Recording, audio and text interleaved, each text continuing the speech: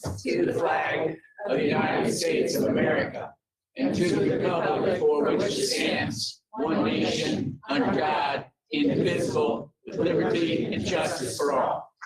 Thank you, Vice President Gates. Welcome, everybody, to tonight's meeting of the Penn-Harris-Madison School Board. It's wonderful to see a packed crowd.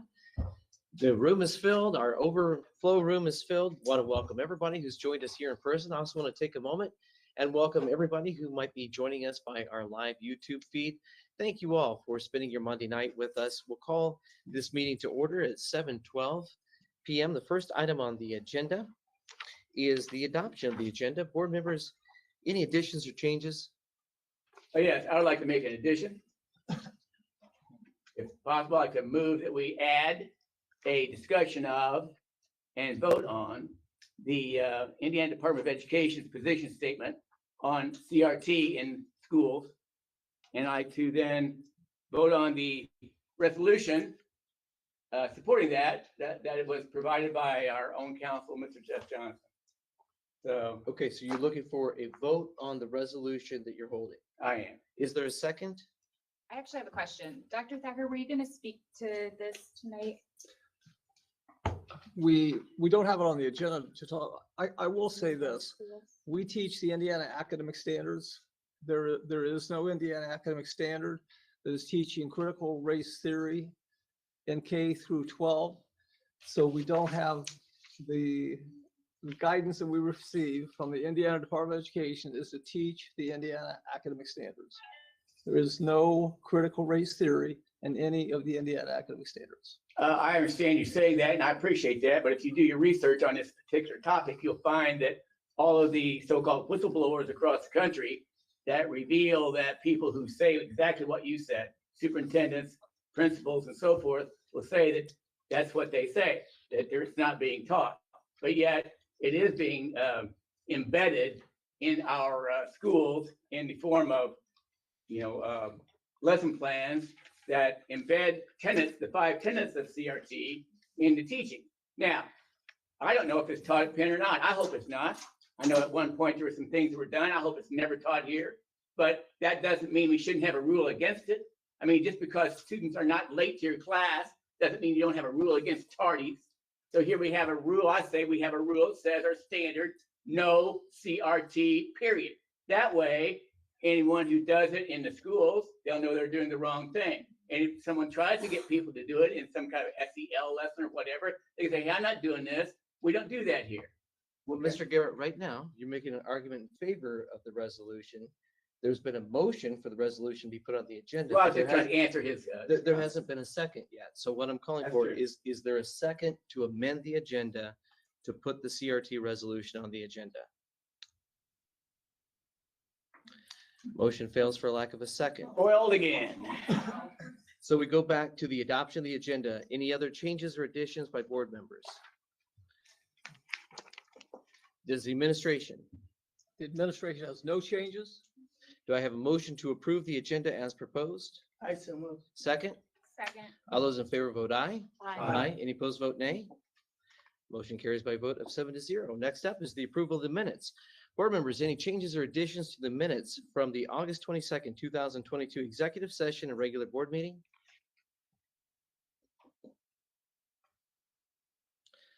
Administration? The administration has no changes. Do I have a motion to approve the minutes from the August 22nd, 2022 executive session and regular board meeting as presented? So move. I second. All those in favor vote aye. Aye. Any opposed vote nay. That motion also carries by a vote of 7-0. Next up is the superintendent's recognitions and announcements. Dr. Thacker. Thank you, President Riley, Board of Trustees. Welcome, everyone. It's great to see you, especially great to see all of you students. How many of you are in the band? Would you stand up? I am so impressed with the great work that you're doing all the time. How about a round of applause for these amazing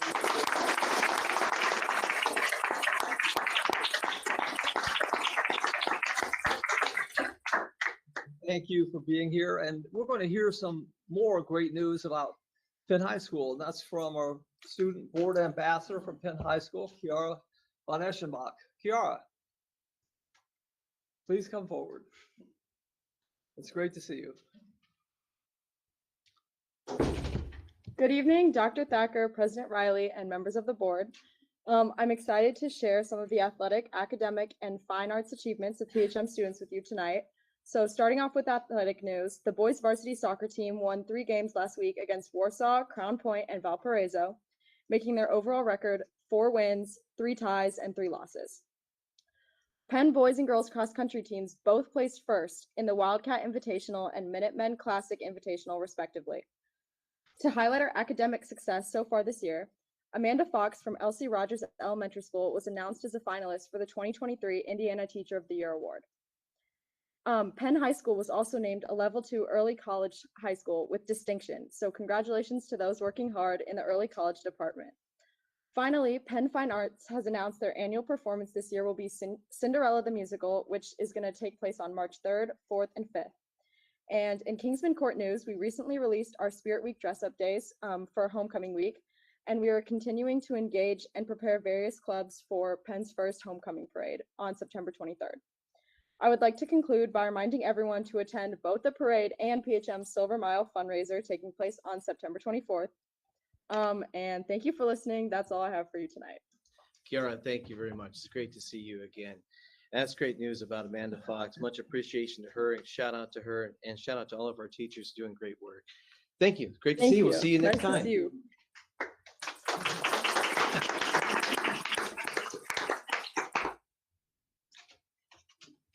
Then next, what we have is a spotlight on what's new in technology. We're always investing in our teachers, and that's why 100% of them are rated as effective or highly effective, with over 90% being highly effective. And we're proud that the Indiana Department of Education recognizes the excellence that goes on in the school districts and likes to have us host events. So Technovation is going to be the spotlight. Technovation is an ongoing summer conference hosted by Penn-Harris-Madison and funded in part through a grant from the Indiana Department of Digital Learning Summer of Learning Conference Grant. PHM has participated in the summer conference series since 2015. The Learning Division, with the assistance of multimedia producer Joe Fratina, put together this short video about this year's Technovation Conference, its goals and experiences from PHM teachers. Here's the video.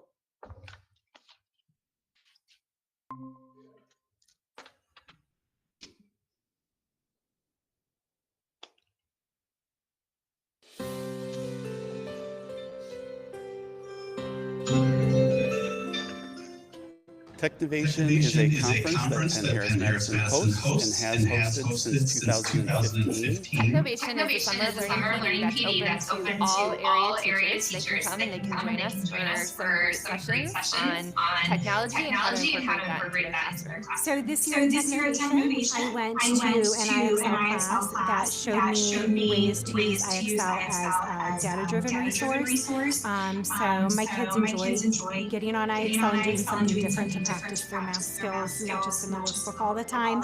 And this is a way to use what they're doing to track how they're performing. The thing that I like about Technovation is we're not here to teach teachers how to use computers and software.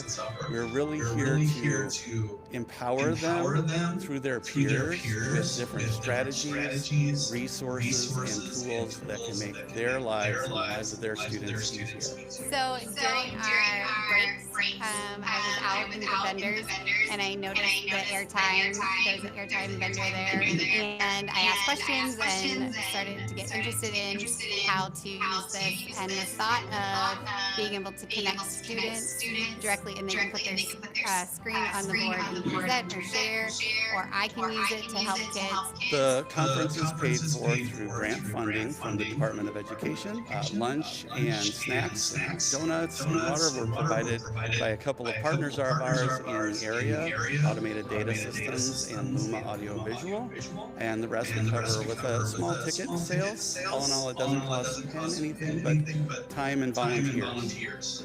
We look into the future with Technovation. We hope to bring it back again year after year. It's just a great chance for all of us to be together, have some fun, learn some wonderful PD from peers, and I just think it's a great way to jumpstart the school year. We'd really like to thank the administration in particular for hosting this every year, and we hope to do it again next year.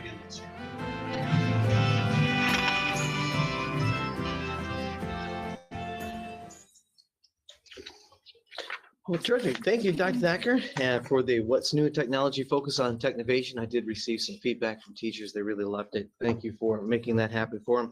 Please also extend our thanks to the Learning Division and Mr. Joe Fraterna for their great work as well. We'll move on to the next report presentation, which is Spotlight on Schools. Thank you, President Riley, Board of Trustees. We're off to a great start. It's really, really a lot of fun. Lots of passion, enthusiasm, energy at our schools of these magnificent students, great teachers, and families being involved. And what we want to highlight tonight is one of our fabulous schools right next door, Bittersweet Elementary School. So we have a new principal. She's a phenomenal leader, and we're going to hear an update with regard to some of the things that they're doing at Bittersweet Elementary. Ms. Shonda Masterson.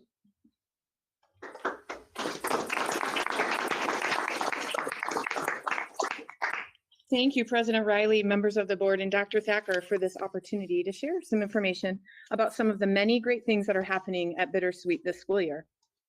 It is our mission to support students instructionally, academically, and socially, and to equip them with skills and tools to continue along their path to success and self-actualization. So I have a little slideshow here. I want to talk to you about some of the things that are going on at Bittersweet. So one way we support our students instructionally is through targeted interventions. As you are aware, we have interventionists supporting our students across the district. Our amazing interventionist pictured with the yellow folder is Mrs. Leslie Metcalf, who happens to be here tonight, by the way. I would like to take a few moments to highlight what interventions look like at Bittersweet. Students at Bittersweet receive targeted instruction during WIN groups. WIN stands for What I Need. We use data from assessments, including ClearSight, DIBELS, Focus Math, iRead, and iLearn to create instructional groups that hone in on specific areas. For example, iRead, reading fluency, comprehension, or number sense. A few of the programs that have been acquired for our intervention groups include Geodes, which is a decodable book with engaging nonfiction topics and literature, Focus Math, a math program focusing on basic number sense and concepts using manipulatives, and Ames Web, which is a technology-based benchmark and progress monitoring program that enhances data collection. Formative assessments occur ongoingly to allow for group adjustments along the way. Data guides the interventions and group placements. Another way we support students academically is through STEAM opportunities. Lessons are being delivered in our STEAM computer lab. Students receive instruction in science, technology, engineering, art, and mathematics using resources such as code.org, as well as lessons from the IDOE. Students are one-to-one on Chromebooks for these lessons. Some activities are individualized and others require collaborative work. Additionally, some lessons are unplugged and are designed to improve problem-solving skills. For example, a lesson next week involves cup stacking. Students are given an algorithm to follow and then one that they have to build to program their partner. Their partner then has to iterate the algorithm with accuracy. This experiment will tell students if they coded correctly or not. These lessons help build problem-solving capacity and perseverance in addition to strengthening technical knowledge. Arts education is critical for helping students develop creativity, critical thinking, and problem-solving abilities. We will be supporting students in this area through our ArtSmart program. ArtSmart lessons will be delivered by parent volunteers to all grades, kindergarten through grade 5. Each class will receive 3 art lessons throughout the course of the school year, with a culminating art fair in the spring, where students can showcase their creations for family to enjoy and admire. We have a strong PTO at Bittersweet. Our PTO supports students socially and academically in many ways. One fun event for students planned by the PTO that is coming up is the walkathon. In just a few weeks, we will hold this walkathon where students will have the opportunity to walk over to the football field and walk on the Penn track. Additionally, PTO plans our festivals. These are a sure way to have a fun family night and meet other Bittersweet families as well. Our outdoor movie night is planned by Student Council, and this will stream an animated movie on an outdoor screen so we can enjoy snacks, movies, and fun.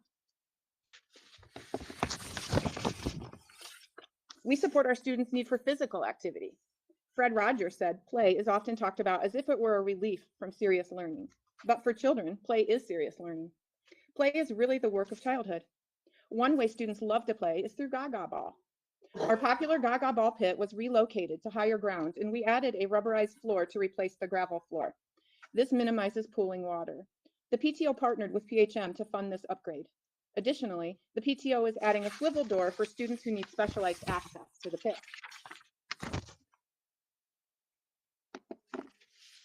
Education is the key to success in life, and teachers make a lasting impact on the lives of their students. Our teachers go above and beyond to support our students. One example is that of Miss Youngquist, a first grade Bittersweet teacher who was honored last week by U93, a local radio station. A representative from the station came to Bittersweet to honor Miss Youngquist with a plaque and a bag of goodies. U93 stated, and I quote, Miss Youngquist, or Tammy, teaches at Bittersweet Elementary School in Mishawaka and has been with Penn-Harris-Madison School Corporation for many years. Not only has she made an impact on her students, but she has made a lasting impression on their parents as well. Parents of past students say they wish she could follow their children throughout all of their school years. Thanks for being so cool, Tammy. We are so proud of our teachers and support staff at Bittersweet. So thank you again for this opportunity to share some of the many amazing things that are happening at Bittersweet this year. I'm hopeful that we will continue to have a great year filled with success and growth. So thank you. Thank you.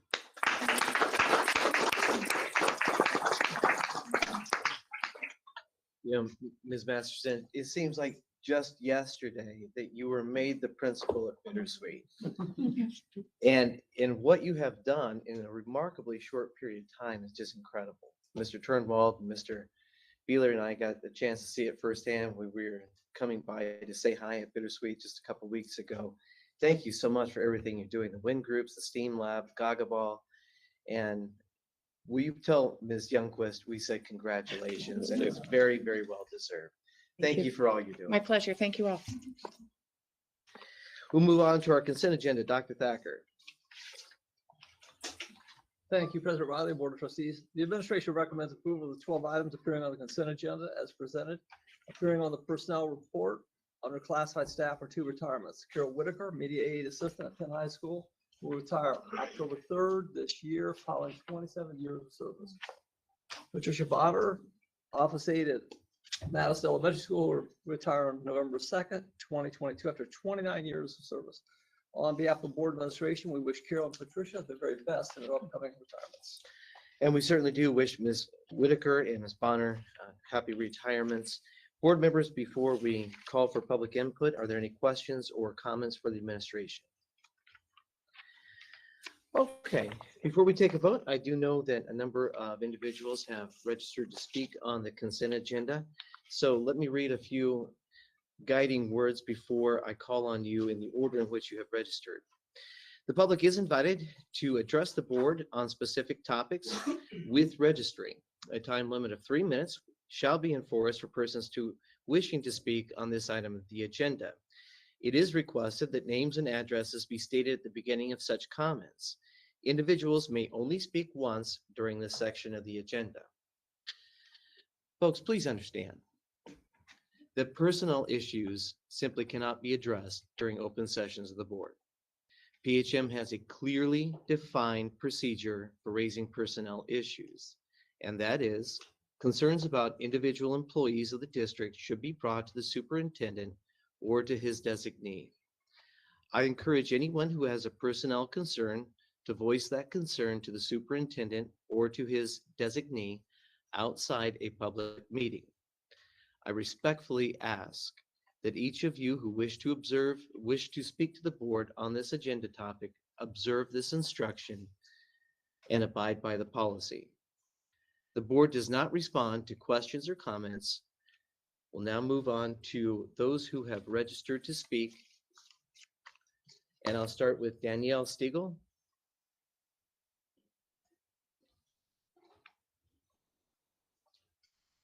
Welcome.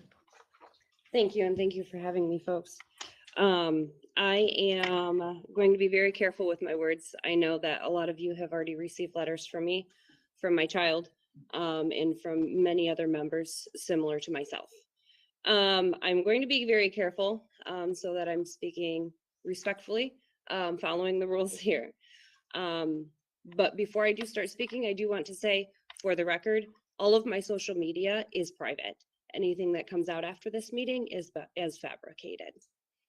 Now, when we chose PHM for the district for our children, a big deciding factor was the foundation of diversity inclusion that has historically been Penn District.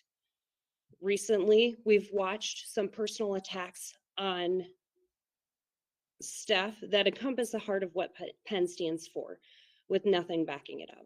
It's a complete witch hunt causing mass hysteria. Allowing this to happen and for people to be harmed dismantles the values that Penn has been built their reputation on. It is important that we don't allow this one person with an agenda to make LGBT students and staff and parents feel unsafe in the school that they call home. Thank you. Thank you very much, Ms. Deagle. We appreciate it.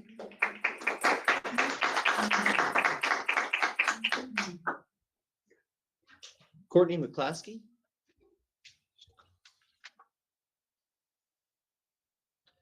Let's give Courtney a minute. Maybe she's outside. Hi there. Come on up.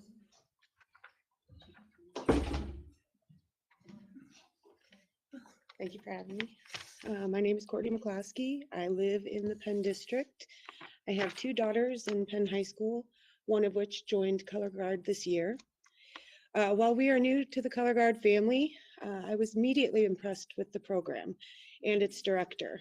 At the end of last year and into the summer, my daughter was thriving under the direction of the director and the rest of the staff.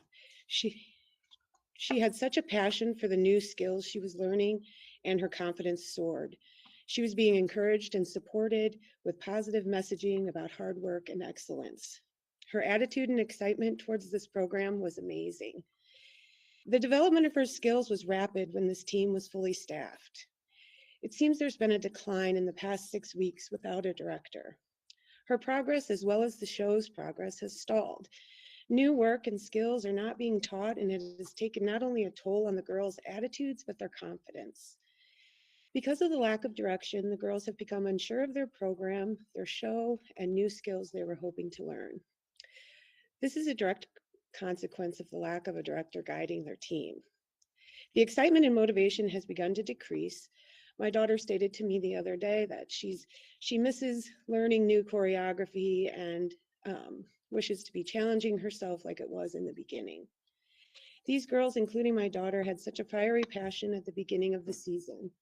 Without a director for guidance and support, they are becoming discouraged and in turn let down.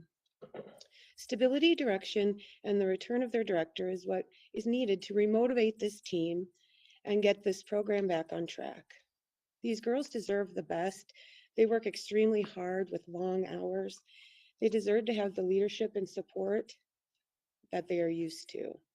They deserve to be proud of the hard work they are doing and to continue to develop in their skills and put on an amazing show. The Color Guard is an important section of the band. Without a director for the Color Guard, the show is suffering and in turn hurts the entire band and their competition season. Please resolve this matter and give the Color Guard back their director. The entire band deserves the opportunity to compete at the high level they are so capable of. Thank you. Thank you. Thank you very much, Mrs.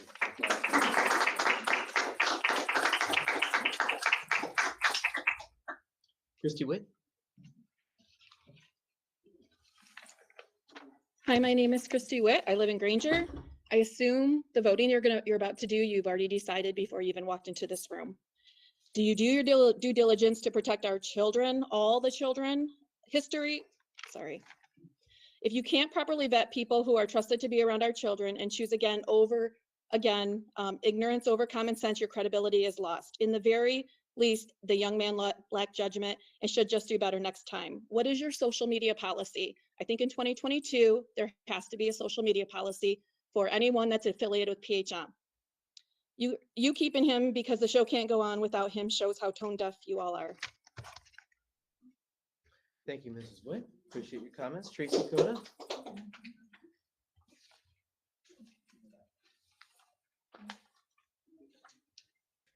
Good evening, Dr. Thacker, President Riley, and board members. I would greatly appreciate a better job vetting our teachers, coaches, and staff. While apparently anything goes on social media, that is a very bad look for Penn-Harris-Madison. Our district should have staff that respect their positions surrounding children more than they do. When I look over my child's social media and I find big red red flags about her friends, they are no longer allowed to communicate outside of school. And by communicate, I mean like they can only chat at school. Teachers, coaches, and staff should, without anyone having to tell them, set their social media platforms to private, giving no chance for a student to view questionable material a teacher, staff member, or coach might have on their page. I do not feel that this is a good fit in Penn-Harris-Madison. I teach my children actions have consequences. If you hire, rehire this man, you are doing nothing but giving the big fat okay that anything goes in this district. Once again, proving our triangle is broken. Thank you, Mrs. Coda. Anastasia?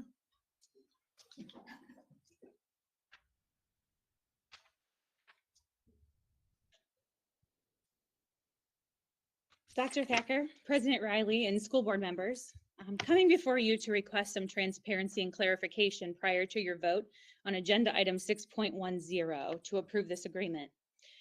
All that was listed for this agenda was a line item with no attachment. And while I realize none of my questions will get answered, I'm going to ask them anyway.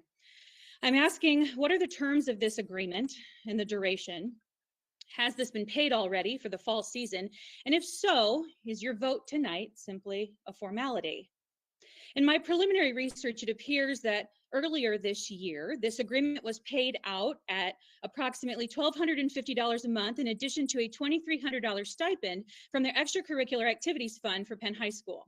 Can you tell the public tonight, please, where the money put into this ECA fund at Penn comes from? Is it part of the education funding, the same pool that we fund teachers' salaries? Or maybe the band and the fine arts department fund this from boosters or fees paid by the participants? It would help us to know if you're utilizing taxpayer funding to hire adjunct personnel. As the governing body of this school responsible for allocation of funding, you should be able to disclose this information to your stakeholders whom you represent. Second, is there any code of conduct or social media policy that you require anyone coming into our district to sign and abide by as part of their agreement? If there's not a social media policy, then I would like to know why not. Is it the position of this school board that conduct by staff on social media is of no importance? Can you tell us, at least tell us, what social media behavior is not acceptable? Parents and guardians need to have background checks on file and present their picture IDs to even volunteer in our schools. So to me, it would make sense that anyone employed by PHM or anyone hired by the district should be held under even stricter obligation to keep personal private interests and activities exactly that, private. Perhaps this is where the disconnect is coming from. And the reason why I hope to get some of these questions answered before you vote tonight is that we continue to see our school board and administration adopt a reactive approach instead of a proactive approach. And I'm assuming that you're voting tonight because you're fearful. However, if you had proper vetting or safeguards in place to protect yourself as well as the students, this could have been a non-issue. So even though you're likely to vote yes and not answer any of my questions for this agreement to continue, and at the very least, I'm requesting that some of my inquiries be disclosed tonight before you vote, so the public can be fully informed of your funding sources, as well as PHM's position on the code of conduct required for those of you choose to hire. Thank you. Thank you, Mrs. Glassman. Mrs. Cartwright?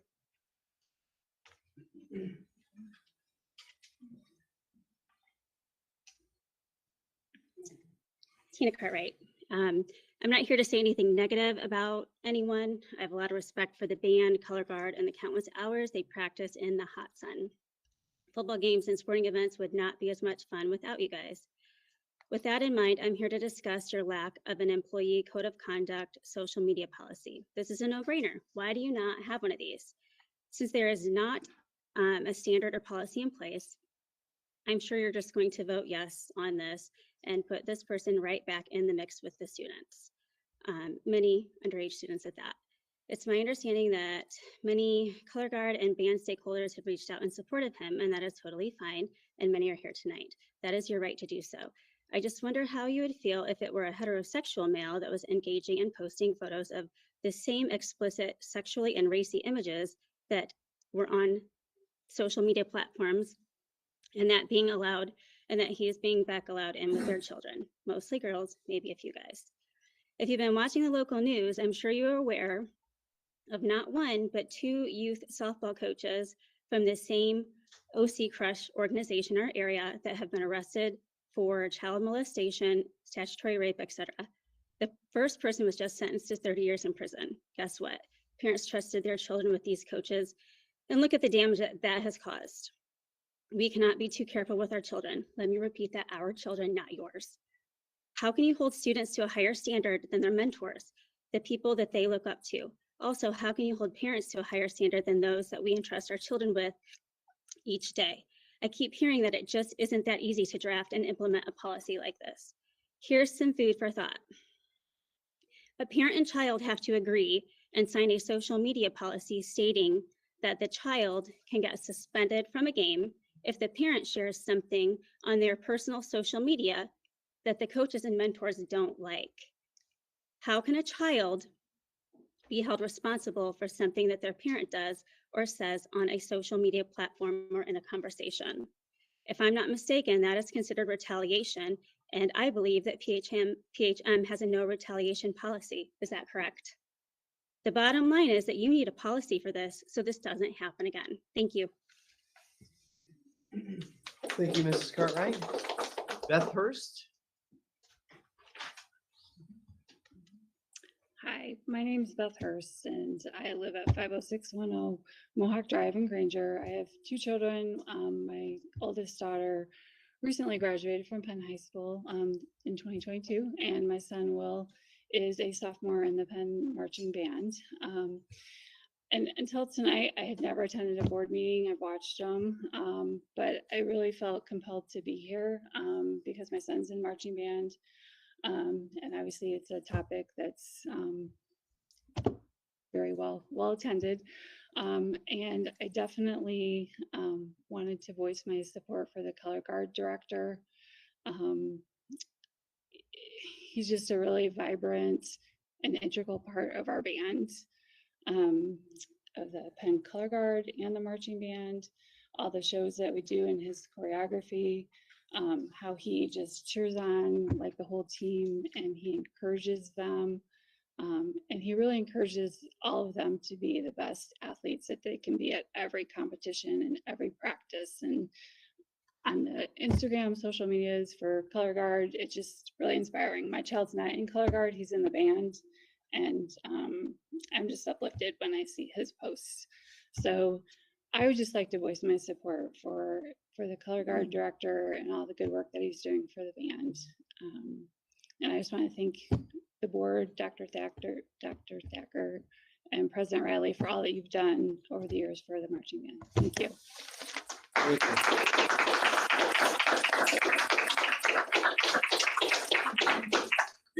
Thank you, Mrs. Hurst. Appreciate you coming out and expressing your thoughts with us. Carrie Erlin.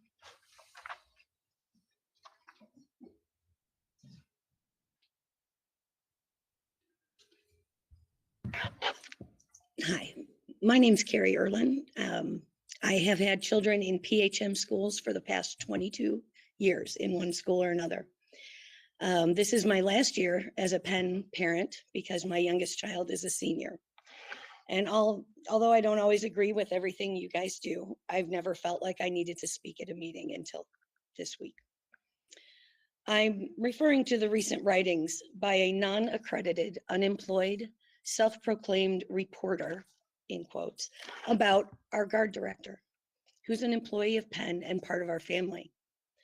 This writer does not represent a credible or legitimate news source. His writings are not news. At best, they are editorials, and at worst, they are flat out lies. But I think you guys already knew this. It appears that this individual's writings seem to focus on sex and sexual behavior, sexual orientation, and additionally, this writer makes sure that his opinions are known, as many of his writings are anti-LGBTQ. But I think you knew that already as well. It also seems that this individual writes about PHM schools quite often, attacking the board members, employees, personnel, teachers, and decisions that we make as an institution. But I think you knew that too. These writings were nothing but cowardly bullying of a PHM family member. And I think you realize that as well. Yet despite all that you knew, You allowed this writer to sideline this valuable employee. The entire guard community was sidelined. They didn't have a coach. They didn't have a choreographer. They couldn't learn new material. And they were, in effect, bullied also by this writer. Okay? They suffered from the emotional distress that such bullying can cause. Now, while I realize that you have to assess the veracity of accusations such as these, and that's your job to protect our children, you knew who the writer was. You knew he was not credentialed. You knew that he only wrote, excuse me, that he only wrote slanderous, one-sided, opinionated pieces. Yet you gave him attention. That's what he wants. He tries to get attention, and you let him bully a member of our community. You let it happen, and you let it happen for 38 days. Your delay in addressing and dismissing the unfounded accusations about this employee gave weight and gravitas to this article, these writings. Even though you knew from prior interactions with this writer that most likely that article would be distorted or false. Your delay gave this writer what he wanted, attention. Thank you, ma'am. And you allowed him to win. Thank you, Mrs. Early. We appreciate it.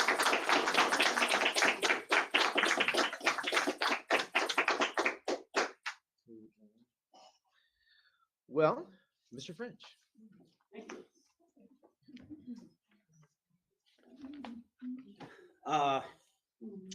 I've talked to a lot of you via emails and other things, but thanks for having me here. I want to start out Clifton French, 2311 Topswood Lane, South Bend, Indiana. I don't typically speak, but I hear you all talk a lot about me. I heard other folks also talk about me quite a bit. I'm a journalist in the area. I write a lot of stories about the schools. First, I'd like you to know that I moved here halfway across the country specifically for my child with disabilities. I love PHM schools, and I want to keep the schools on track by holding them accountable. Not only is this for the future of my child, but it's also my job. There is no other agenda here. I love PHM. Before coming here, I was a journalist for ABC in Tampa, Florida, covering the FBI, ATF, Homeland Security, Special Operations Command, Green Berets, Navy SEALs, CENTCOM, all the military strategy and intelligence for operations in the Middle East. I was taking trips to Guantanamo Bay, where I was covering the closing of the detention facility there that never came to fruition.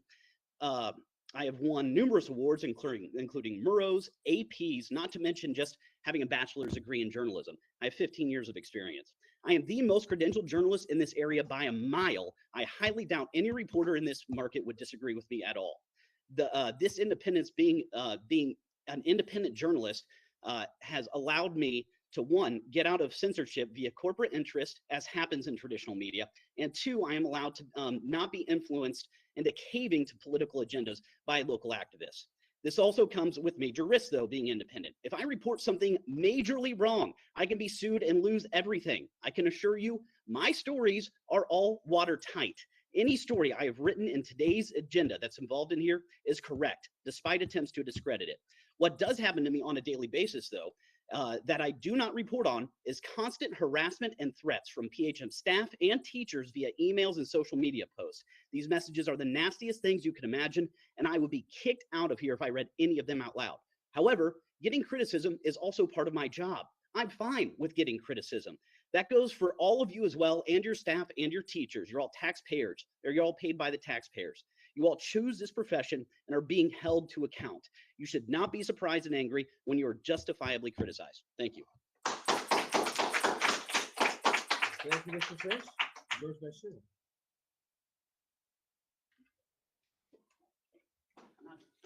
Good evening, President Riley, Dr. Thacker, members of the board.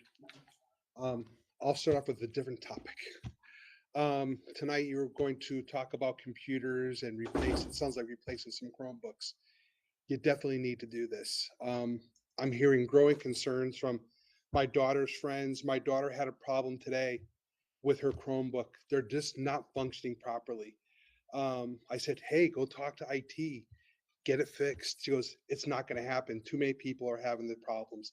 We need to solve this. If we're going to give the kids a Chromebook to use as their primary tool, the tool's got to work. It's not. She's struggling to keep the thing running when she has 2 or 3 tabs open and losing her work. It's a real struggle for a student.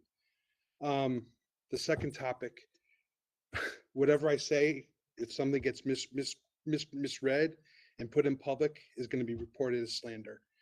I stand here tonight as a band parent and understanding the need of what this band needs for the director of the color guard. This person is well respected. This person has done a phenomenal job to this point, and I'm sure that this board has gone through the proper safety checks, the proper protocols of vetting out a candidate, and I will stand here tonight and throw my support behind this new director. Thank you.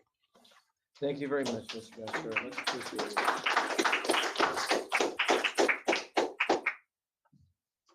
Let me just take one quick moment and make sure that I got everybody who signed up to speak on this topic. Okay. Thank you all very much for your input. We appreciate it. Board members, any questions for the administration based on public comment? Hearing none.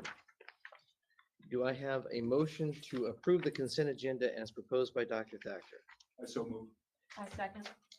All those in favor vote aye. Aye. Any opposed vote nay. Nay. Is there an abstention? I abstain. We'll show that the vote passes with 5 in favor, 1 opposed, 1 abstaining. We'll move on to our instruction reports. Dr. Thacker. Thank you, President Riley and Board of Trustees.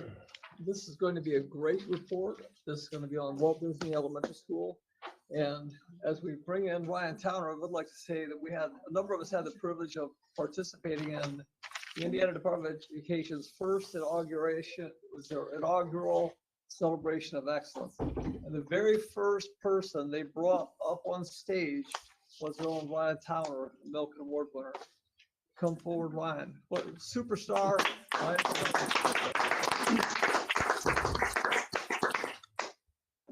Very kind of you, Dr. Thacker. Dr. Thacker, President Riley, and members of the board, thank you so much for having me here tonight to share about accelerating instruction at Walt Disney.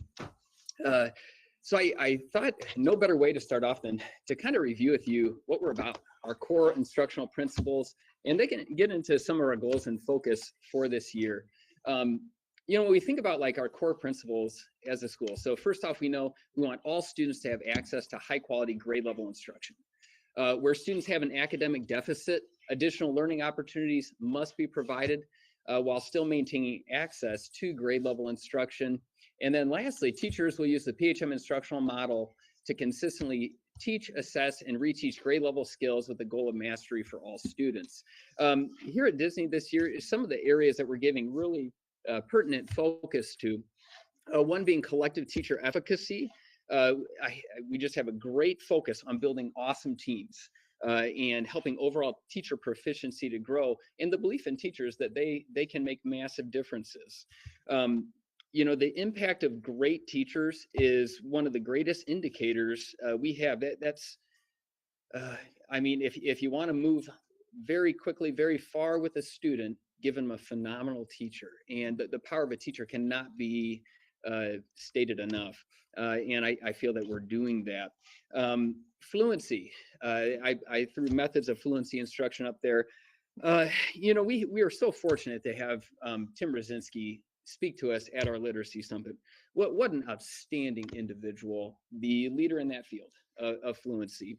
And so a huge focus for us is making sure teachers understand that we have the right materials for them to do true fluency instruction. And, you know, we know with students, we do such a great job with phonemic awareness, with phonics instruction. And then, you know, we've got to, that next milestone we want to reach is that really outstanding fluency instruction. So we're giving, at my school, we're giving really heightened focus there. Certainly launching our MyView reading, MyView curriculum and the reading framework is important. Anytime you do a curriculum adoption, you've got to be all in. And that is a big focus for us and my core team. Lastly, we're focused a lot with close reading strategies and involving complex text, which pairs very well with our reading instruction, our reading curriculum. That MyView and where we need to go instructionally is all very well aligned. it just makes it exciting. You know, when you walk around classrooms like this one, that's Emily Hunsberger, kindergarten classroom. And I can tell you by her hand motion, she is doing the Hegarty curriculum, which is very engaging, and her students are outstanding. You've seen this graphic before, and it's worth all of us seeing continuously. This speaks so much to what we do. It depicts tiered instruction and the layers of instruction and how we want students to have access to grade level instruction. We want students to have access to reteaching with that. And then for students who need that intensive support, we give access there. We want to maintain that time and access to all those layers. It can't be a swap. Students who are struggling readers need significant amounts of time in literacy instruction. And so that's why we layer those. And so I want to start with that. It's a great visual. But if I share a little bit more about what tiered literacy looks like within Disney and PHM. So this way, in explaining tier 1, and you can see I was flowing through kindergarten today. This is Mrs. Heatherly's classroom doing a small group. This is a math lesson, sorry. Didn't match with my content. But anyhow, you know, we're real intent that students have at least 90 minutes of grade level core instruction in literacy and writing. And so programs that we use, curriculum, so K1, we use a program called Hegarty for phonemic awareness, right? That's the early building blocks of literacy. Phonemes are really, phoneme is a fancy word for a sound within a word, and students being able to hear and identify specific sounds. In kindergarten through 3rd grade, we use a program called Foundations, which is a phonics curriculum. And of course, K5, my view, is our tier 1 reading curriculum. So that's tier 1. Tier 2 is a little bit more involved. This is where it gets fun, you know, when we start, you know, that's where we're starting to plan. Oh, how can we pull small groups? How can we best support students? So to broadly define it, tier 2 instruction, it's any lesson, large or small group, that reteaches in pursuit of grade level standards. This can be commonly about 30 minutes a day for a student who needs it. We know that not all students are just going to learn something with an initial a teaching moment from their teacher. They need those reteaching opportunities in all of our elementary schools. That happens multiple times. You have smaller, large group where it's more the classroom based, the teachers leading it based on their data. You know, we use weekly foundations assessments and then also my view assessments. That largely guides it. In tier 2, especially as we reach into upper grades, we want to be very standards based. And so it's skills based, and it's always working towards a mastery focus. When, you know, the state publishes these standards, our goal is that every student master every standard. And so that's, we just can never stop. That's always the goal. You heard Ms. Masterson speak about win time. And so speaking more to that, that's where you're talking more programmatic across the grade level, groupings based on student data across maybe 4 sections within the grade.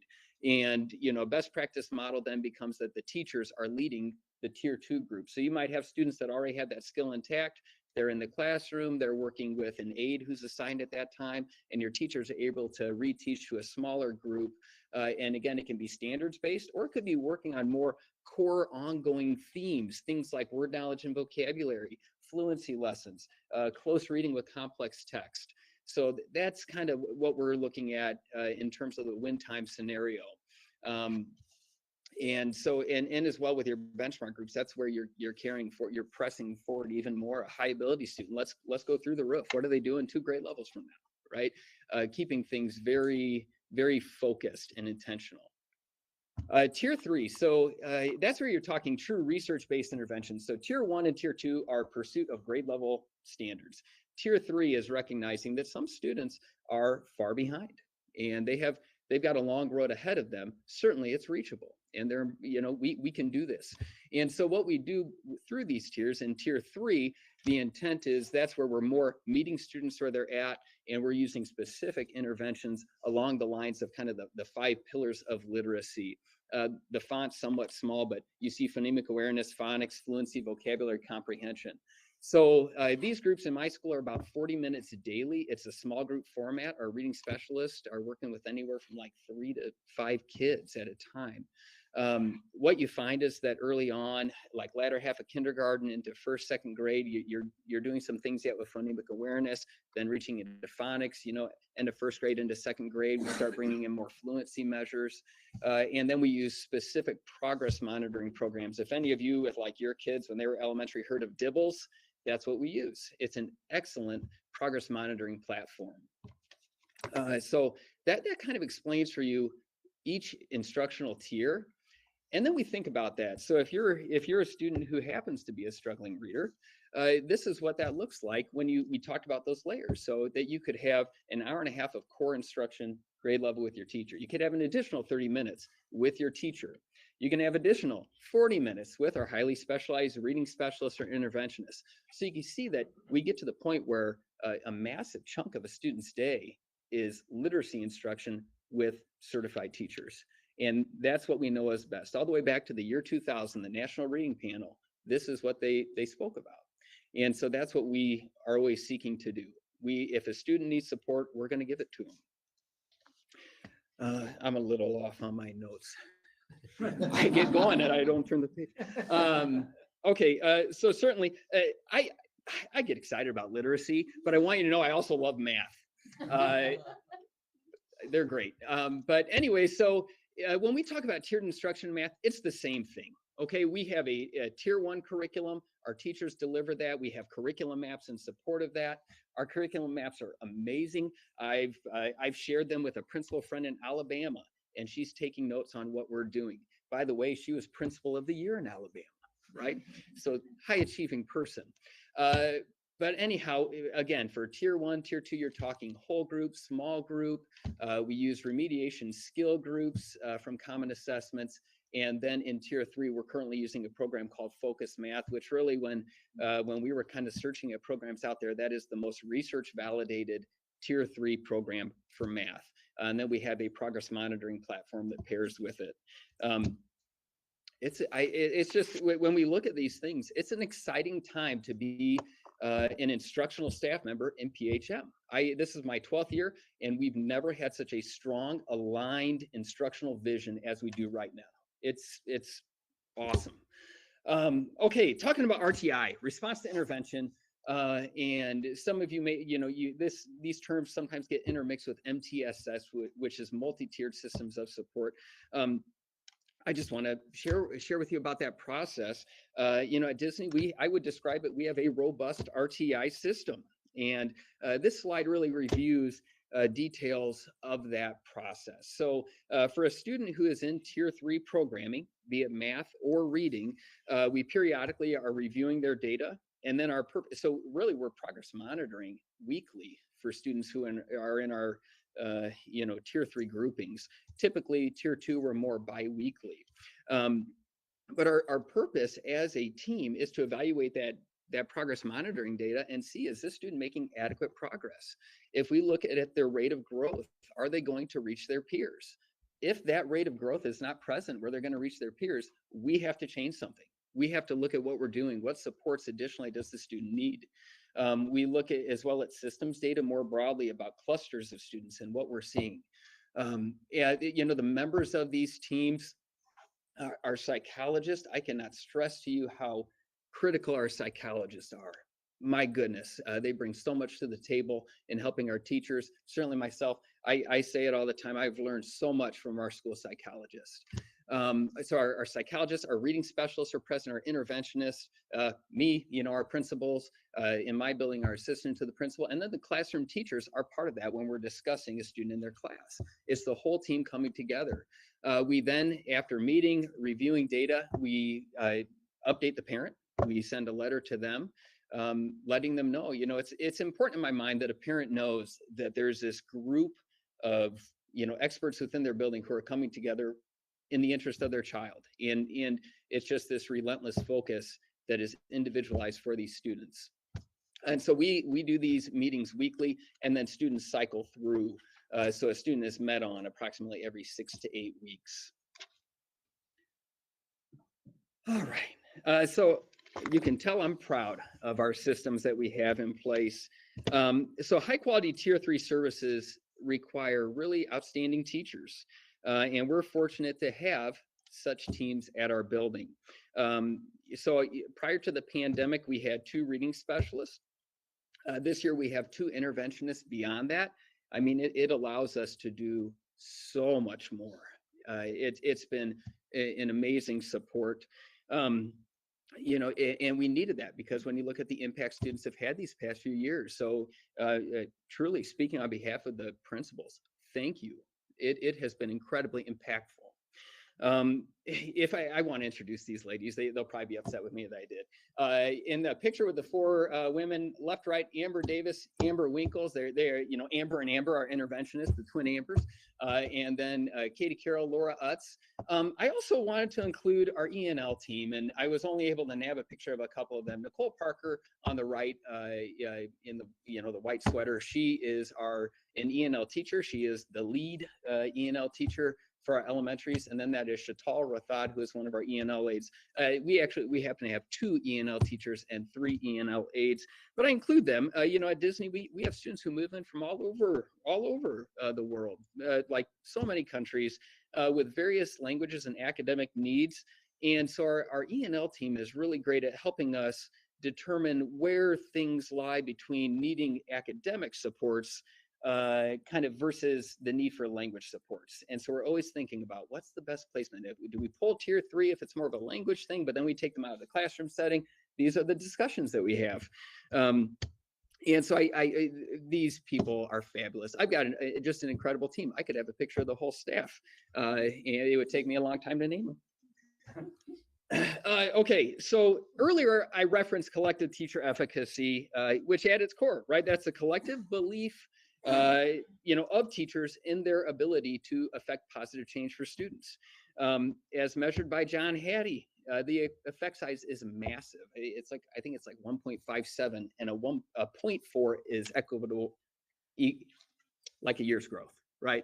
So 1.57 is just huge, almost 4 times what would be a normed effect size. You know, a major focus for us is to identify high impact practices. We help those to spread.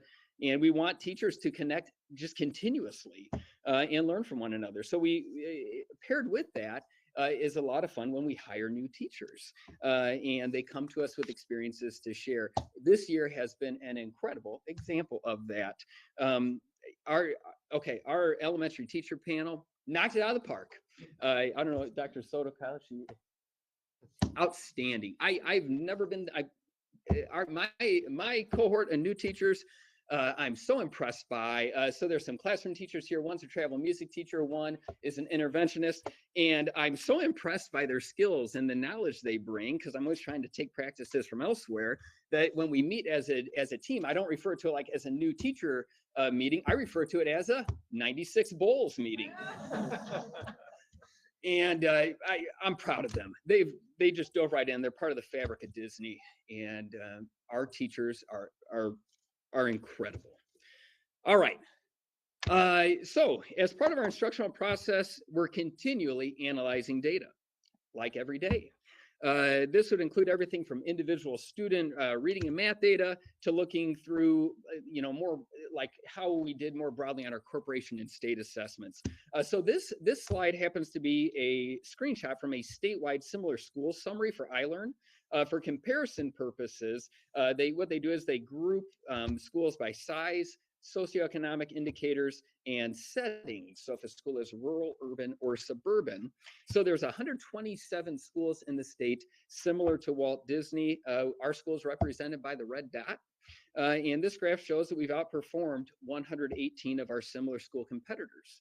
Now, of course, that said, we're very competitive.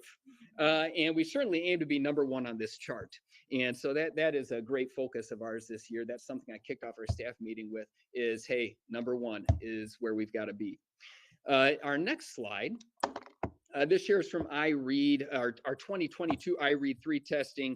iRead 3, that's a kind of a baseline reading proficiency assessment given to all 3rd graders in the state of Indiana.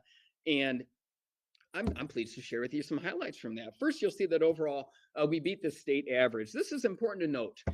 We know there can be correlations between student academic performance and socioeconomic status. Walt Disney historically has been about 20% higher in free reduced program eligibility than the state average as a whole. When we analyze our data, we always give attention to subgroups. At Disney, we have a number of students who qualify within subgroups for Black, Hispanic, and ENL students, as well as those qualifying for free or reduced price meals. And I'm proud to share that these subgroups at Walt Disney well outperformed state of Indiana averages for those subgroups. In particular, Black students at Walt Disney beat the state average by over 20%. Hispanic students at Walt Disney beat the state average by 17%. Our ENL population, our ENL kids, outperformed their statewide peers by a whopping 27%. Our free reduced student population continues to outperform the state averages as well. So this data really showcases the incredible work our teachers and staff are doing each day. I'm so grateful for them. They bring so much expertise. They work incredibly hard. And I just have so much confidence the way we've started this year, the team that we have in place. The sky's the limit. I feel great about where we are at. All right, couple more slides. This is my 6th year at Walt Disney.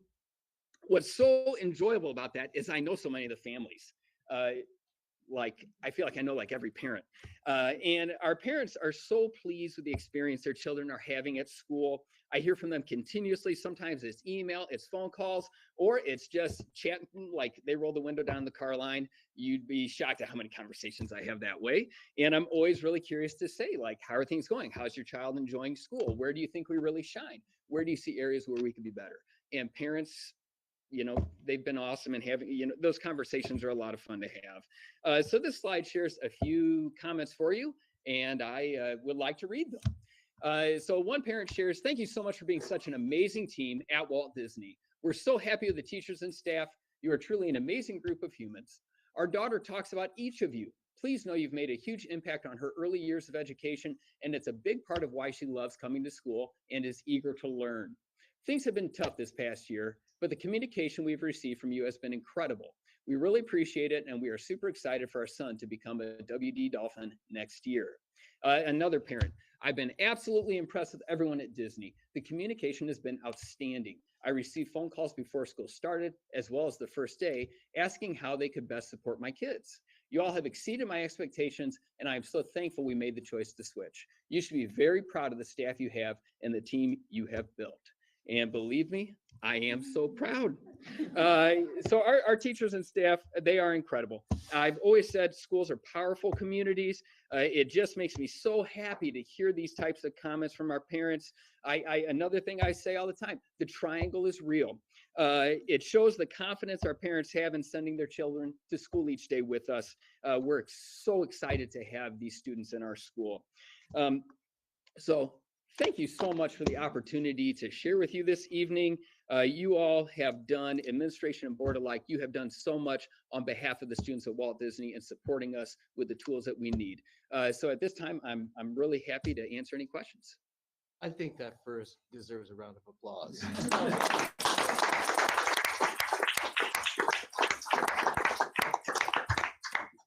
Board members, any questions or comments for Mr. Towner?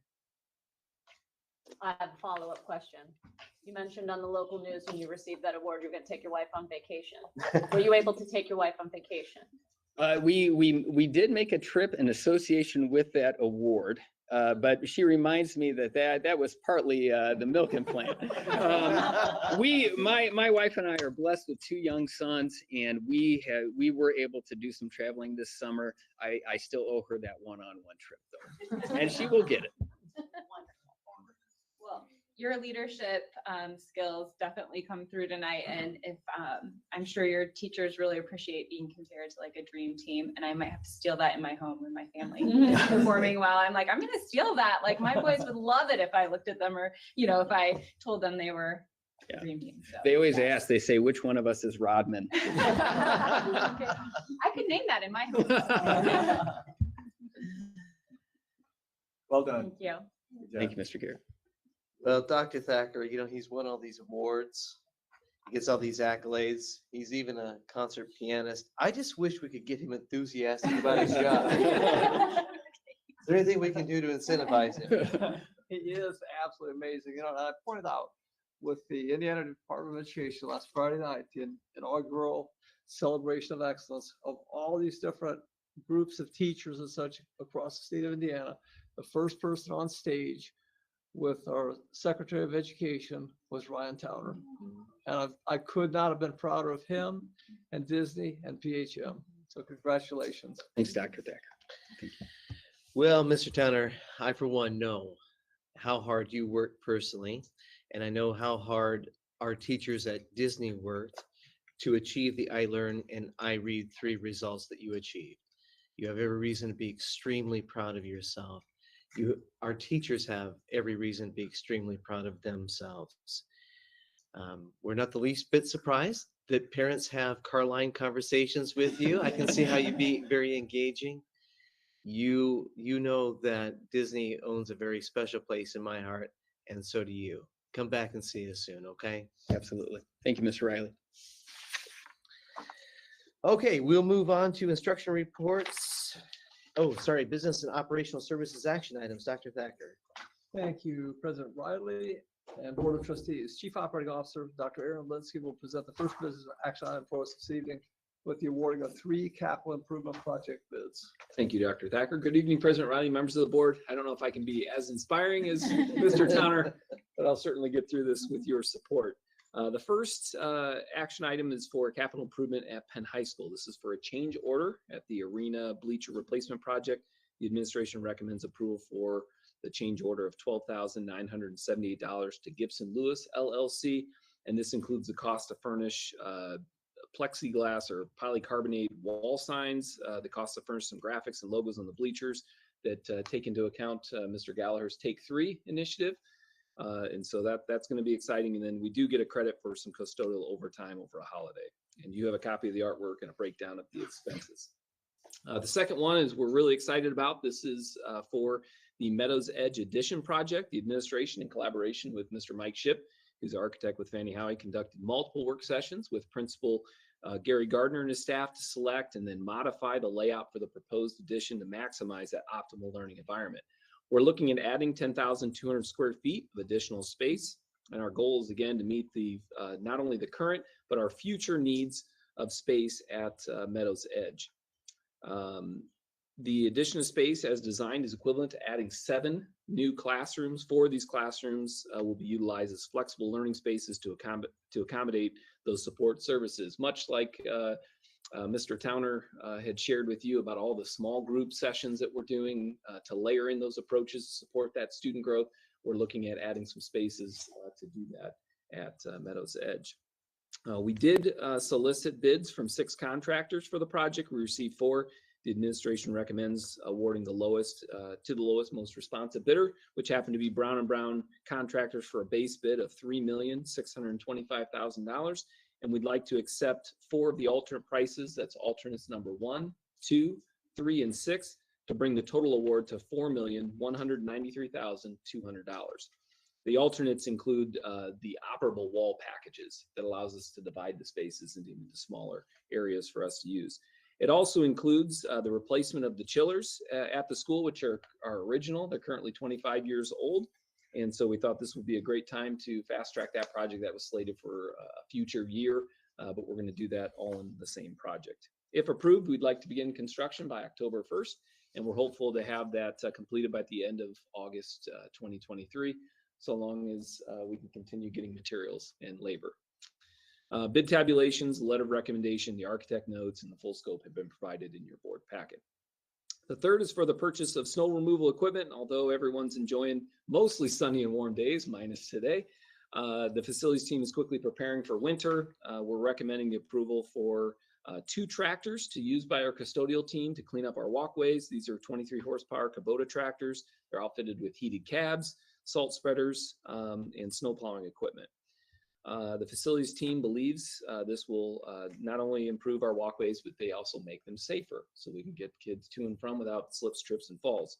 And for Mike Seeger, I should say walk like a penguin if you've ever seen his information. We are recommending awarding the equipment to Riggs Outdoor Power for a total of $45,850. And these tractors have the same specifications that we purchased last year, if you recall that. I'd be happy to answer any questions at this time. Otherwise, we respectfully request your approval this evening. Well, Thank you, Mr. Linsky. That was almost as good as Mr. Townsend. Board members, any questions or comments? When you refer to future classrooms, that way, if that happens, you're gonna lose some of your LGI or other. It would just give us more flexible space. So we've got 4 areas that we're adding that will have opened, but we're also adding a 5th area in that primary. So we're adding a flex space there. So we'd have several classrooms if we would continue to grow in that area. And again, we do control the non-resident population, so we can turn on and off that spigot of students, if you will. And so we'll be able to control the population to prevent that. Dr. Linsky, Yes, sir. the old computer lab, isn't that currently a kindergarten classroom? That is. Okay. So where would that kindergarten classroom roughly go? So they'll be moving. I don't know exactly how Mr. Gardner has it all laid out, but he'll, the idea is that several of those classrooms will move into the new wing, and then other classrooms will be distributed to allow that classroom to be open. So flex the space. building staff understand that that room would be repurposed out of being a classroom and that you're not sacrificing additional classroom space? Absolutely. What's the permitting situation look like for this project? Are permits in hand? I do not, the permits are in process now. So I don't know if I don't know what that is. I can get back to you on that. Happy to I'm check. just questioning because with a tight timeline of having an August 2023 open date, that'll be pretty spot on to the beginning of school, and any delay in permits will cause that to slide into September, October. So just curious. Absolutely. I'll follow up with you. Following up on what Mr. Trimble said, have you gone over these plans with the people at the school? So Yes. they know, like he was saying about, they would know about the elementary or the kindergarten classes and all that stuff. Yep, we've met with Mr. Gardner and his staff Do they have several any times. concerns about anything? No, they're obviously very excited. You know, we're utilizing every square inch of that building, and so this is much needed space. They're very excited about what that looks like for next year. Good. Other questions or comments? Okay, well, thank you, Dr. Linsky. There are 3 motions that I will present related to the Capital Building Improvements Project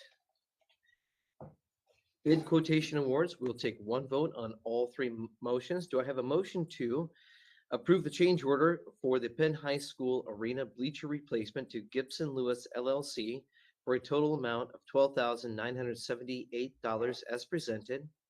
Approve the Meadows Edge Building Addition Project to Brown & Brown Contractors for a base bid of $3,625,000 and accepting 4 of the alternative prices, numbers 1, 2, 3, and 6, to bring the total award to $4,193,200 as presented, and to approve the snow removal equipment purchased to Riggs Outdoor Power for a total amount of $45,850 as presented.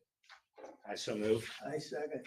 All those in favor vote aye. Aye. Any opposed vote nay. Motion carries by a vote of 7-0. We'll move on to our second business action item for the evening. Dr. Thacker. Thank you, President Riley and Board of Trustees. Executive Director of Business Services, Mr. Jerry Hawkins, will be presenting for us the official adoption of the budgets for 2023, and will also be presenting 3 resolutions. Mr. Hawkins? Thank you, Dr. Thacker, President Riley, and members of the board. Tonight, we are asking for the final step, or this is the final step, and we're asking your approval of multiple resolutions. The first one, or the main part, is the adoption of the budget, and that includes all 3 budgets that we have presented to you: the debt service, the education fund, and the operation fund. And that includes the adoption of the budget, the tax levy, and the tax rate as presented. And there are no changes since the original presentation that was in October. Thank you, Mr. Hawkins.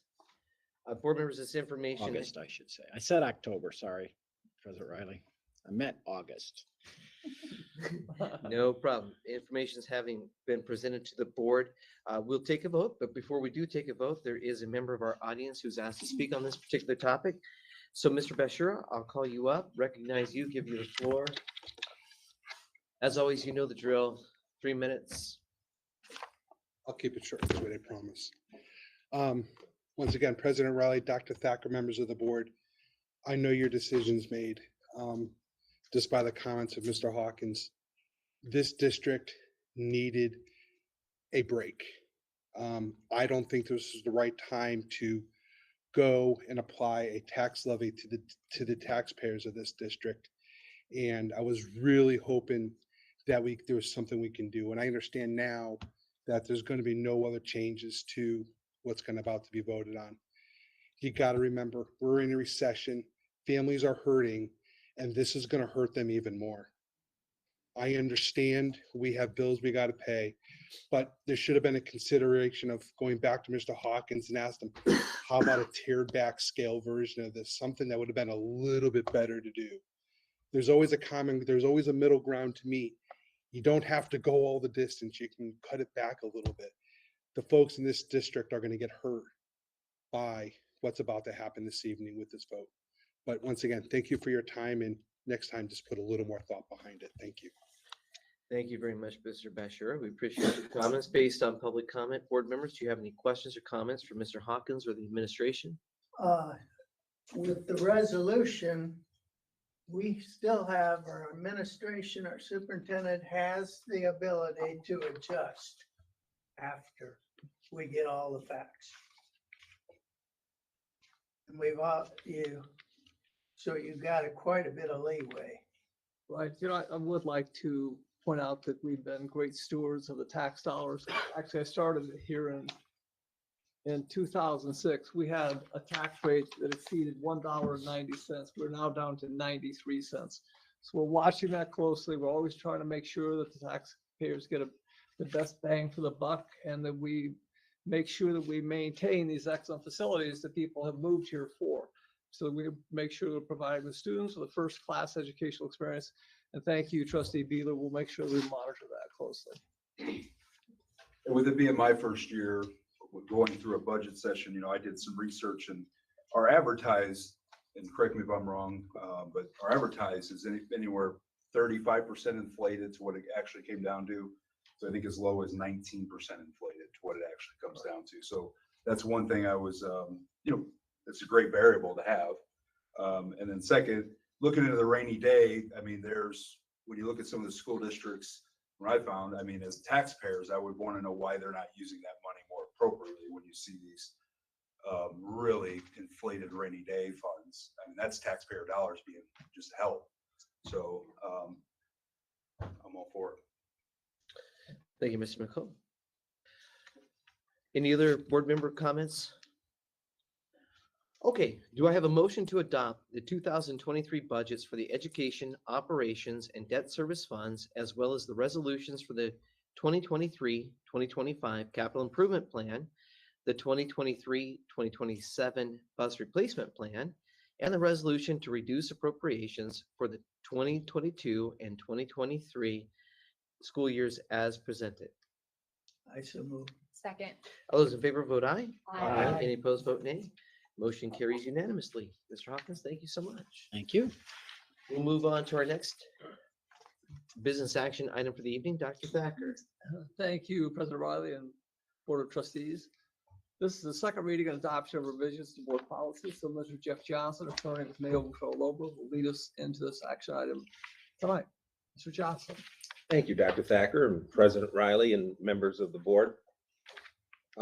Tonight is the second reading of proposed revisions to two policies. The first reading of these two policies was at the board meeting on August the 22nd.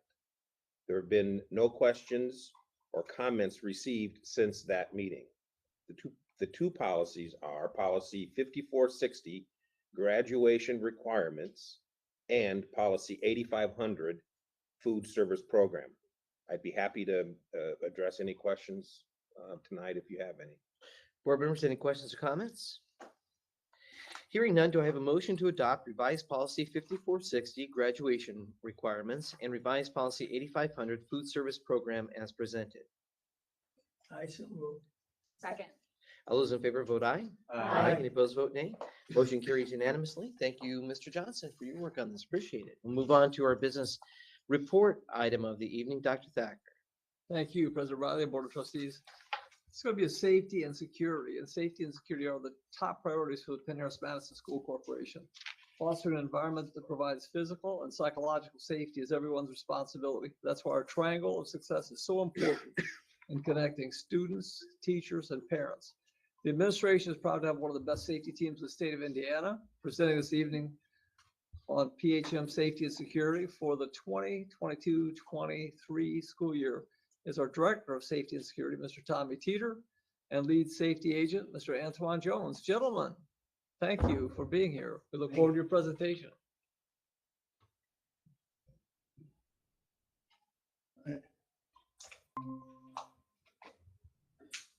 Well, thank you for having us. Let us come in here and talk about safety and security. So President Riley, Dr. Thacker, members of the board, it's our pleasure to be here. We're just going to talk hopefully quickly. It's the end of the night. We don't want to keep you here forever. We'll try to compete with Ryan. But I don't know, it's going to be difficult. So for those of you that don't know us, I'm Tommy Teeter, the Director of Safety and Security, and this is Antoine Jones, the Lead Safety Agent at the high school. He's also my assistant. He helps me throughout the district as well. We have an office assistant consisted of Jan Lassus, who just started full-time. She was here, I believe, since 2018 as part-time person. She just started as full-time, and she's been a valuable asset to help with a lot of things that I didn't know. We have 2 resource officers at the high school, both supplied by the St. Joseph County Sheriff's Department. One in this room is Patrolman Wilkie, the newest officer. He just started in September or August. And then Corporal Reppert, who's outside, who you all know, he's been here for a while. Yeah, 25 years on this department, 7 years, I believe, at the school. So then you have Antoine and I, who have over 50 years of law enforcement experience as well, and over 20 years, I guess, really, of time as school resource officers, being with their children and staff. To go with this, we have a lot of support. We do hire off-duty officers to work in our schools as well, because we can't be everywhere. So we do hire them. VSS Security is also partnered with us. They supply security officers, hall monitors, traffic monitors through all of our schools. We hire some off-duty or some of our EA staff, as well as the school elementary schools to help with some traffic. And then the other can fall down to staff from every school, and also our nighttime security, which comes through VSS Security as well. And it is off-duty fire personnel who work at the nighttime at Penn High School and also Penway. Here at PHM, safety is our top priority. Security Magazine ranked PHM the #6 safest school corporation among all K through 12 school districts in the nation. And to go with that, we say it's the triangle of success. We hear this a lot. It's on the wall right there that we all read every time we come in here. But it is the parents, the teachers, and the students that help with safety. As 30 years of police experience, 22 from Antoine will tell you that we can't be everywhere doing everything at once. So that success is based off of everybody. We can't be where we are today. Mike Sager did an excellent job, and I hope I can do what he did. But he obviously put us at #6, and it also goes with our parents, our staff, and our students. Yeah, and one of the things we have installed throughout the district is the 3M Scotch Shield that goes on the windows. And essentially what that is, it's a protective barrier where if somebody who's trying to get into the buildings is trying to break a window, it's not going to break and shatter.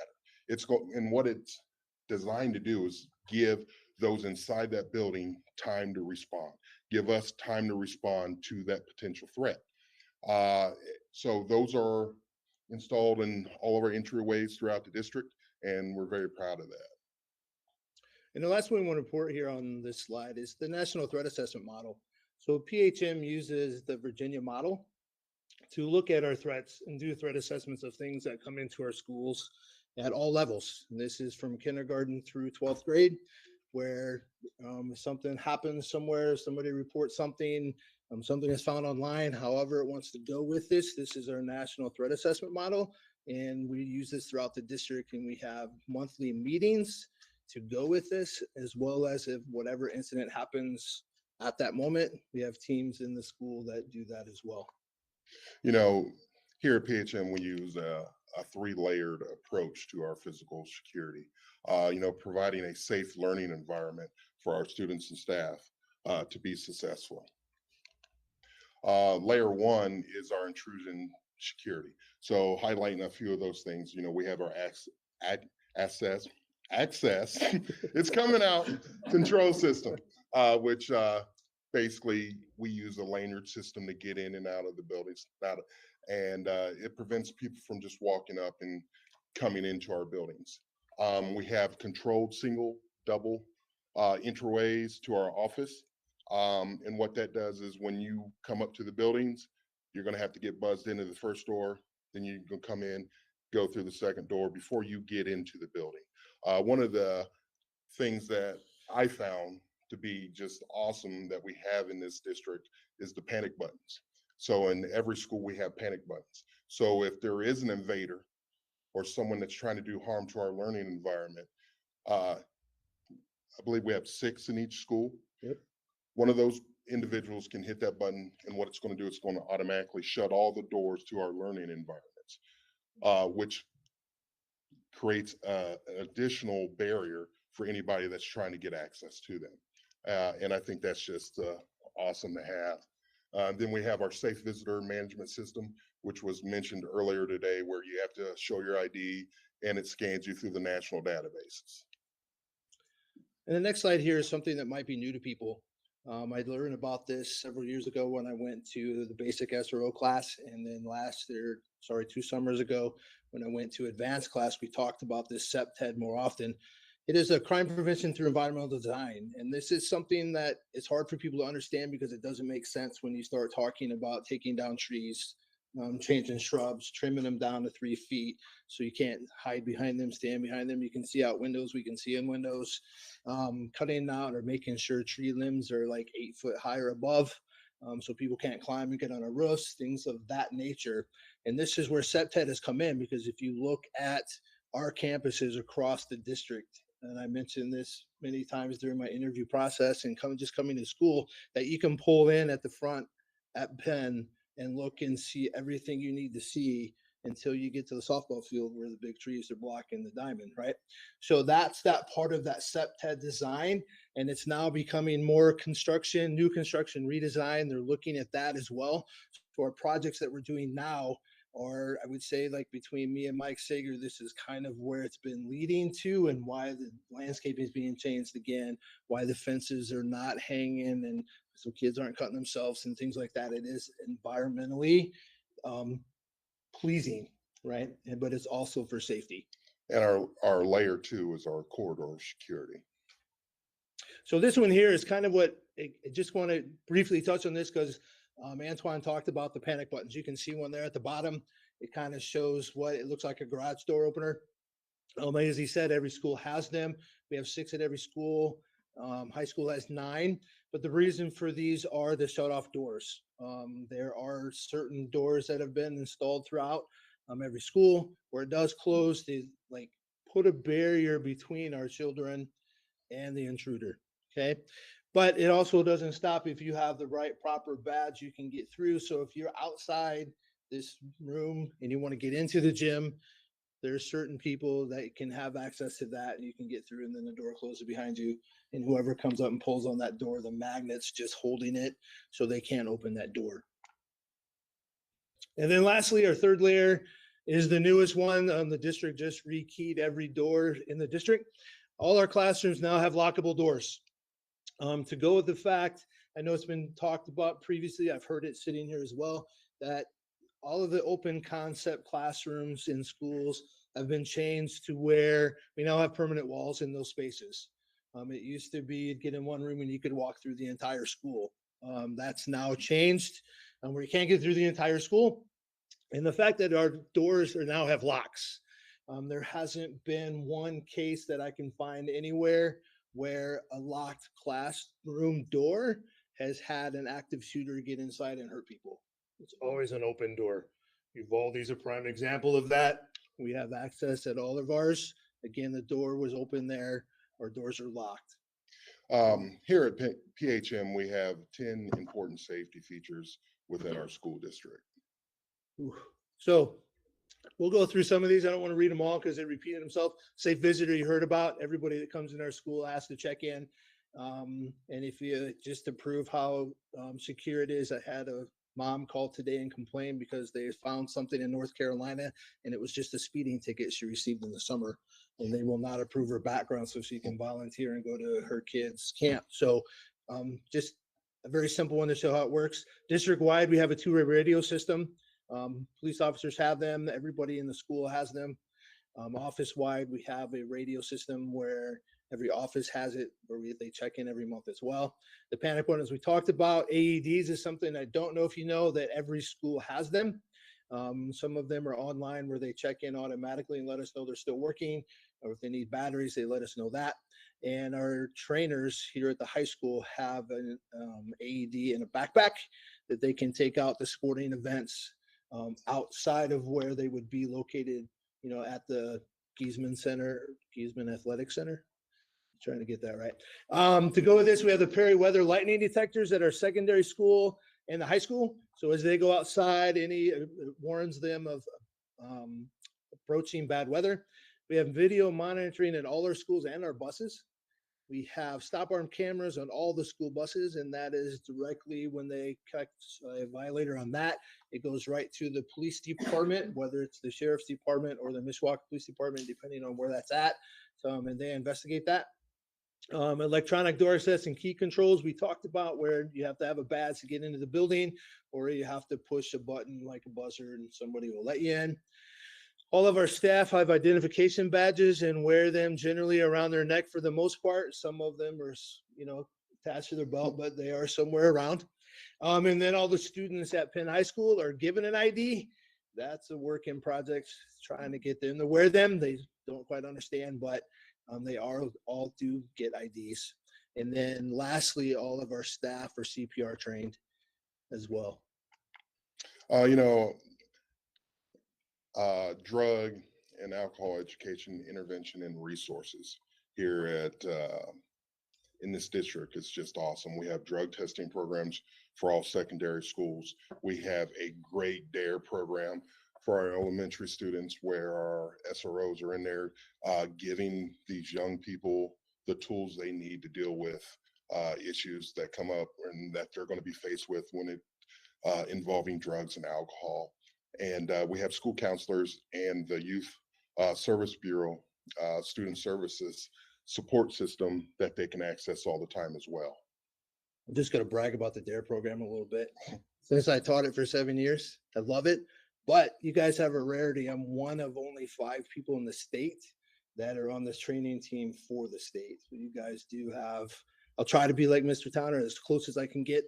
But I don't know if he was in here to hear it. But, so I just wanted to throw it out there. I'm still in the state training stream. We still talk about that. There's some more stuff that's coming out as well with DARE, but I love the program. And the Sheriff's Department is in its 26th year teaching DARE at all of our elementary schools. So the next one here is the 22-23 Indiana Secured School Safety Grant. This was applied for by our district and awarded. So with that, we get a $100,000 matching grant. And this year it was decided that we were going to use this money to convert our bus radios from an analog system to the new radios that are analog digital. So hopefully all 140 buses will convert to that. So whenever the district decides to go all digital, all of those radios will be at the point where they need to be. And also some of this is to train off-duty officers. Officer Wilkie's new, so we're going to send him, and then all of our off-duty police officers that work in our schools as well are going to be going to NASRO. It has a basic 40-hour class that they need to attend. I worked hard before I left the police department to start here to get that class here at the Sheriff's Department. So they're hosting that September 19th through the 23rd, and all of the officers that work for us off duty are going to be attending that class as well. And I'm using that money to pay for that. We have a school district culture of safety. So as you can see, like this slide here goes around and around and around, right? It obviously starts with electronic access controls and digital video systems. That's important. We use that in every school. Every office has that so they can watch the front door. and some of the other doors that go with that. But out of this, everything there, I'll let you guys read it through that. Like Antoine and I felt that the leadership and community involvement is probably one of the most important cogs in this wheel. We know that as police officers, we can't be everywhere, seeing everything, doing everything all the time. So the leadership that we have in this corporation and the parents that we have in this corporation have been a valuable experience, right, and knowledge to help us do what we need to do with the Safe School Helpline and everything else that goes with that. I mean, it's just been great, and the leadership to help me get where I've gone from June 6th when I started to where I am now has just been, the support has been amazing, and I couldn't be any happier. You know, we've had a great start to this school year. A ton of back to school nights, right? Like past. He wants me to talk. So a lot of back to school nights. There's so much going on. I know today was like grandparents' day at one school. There was a PTO meeting tonight at Elm Road. I've been talking with Elm Road about a project that they're doing. Just a lot of stuff going on there. So far, I have no major incidents to report to you at all. It's been a so far blessed school year. So everybody out there, just keep up the great work. Our student drop off and pickup is obviously something that just continues to be, you know, the nature of the beast. Like, we're trying to fix that. It's a continual problem. You know, we love it when our kids ride the bus to school, right? We do love that. So, We do love that. I mean, I can say, like, some of our smaller schools that are out there that were not designed to have people dropping them off. So that is a continual work in progress, and I'm trying to come up with ways for that. Me and Antoine talk about that a lot. School safety meetings is something we do pretty regularly. We just had one this past week. A district safety meeting will be something that's going to be starting as well. With that, we also have a monthly threat assessment team that meets every month to talk about situations that's going on in the school and some of where we at, so nobody falls through the cracks. And then staff professional development and training is just an ongoing, continual thing. There's Department of Education has a training next week that people are free to go to. PHM under Mike Sager had some professional development for online training that was paid for people to attend. That's come. We've had some more people sign up for that, for the basic class and the advanced class, for some of that part of it. And then our extracurricular activities and community events. So we have a lot of things here. The last 2 home football games, I've never seen so many people. Greatly appreciate all of that. We have the Silver Mile coming up at the end of this month. Dr. Thacker wants me to run a 5K with him. No, I'm kidding. Dr. Linsky wants me to run a 5K with him, so we'll probably end up doing that, right? So anyway, too, right? I'll be on my bike. Like, Antoine's gonna ride his bike. So anyway, we're off to a great start. It's been a good start to the year. So.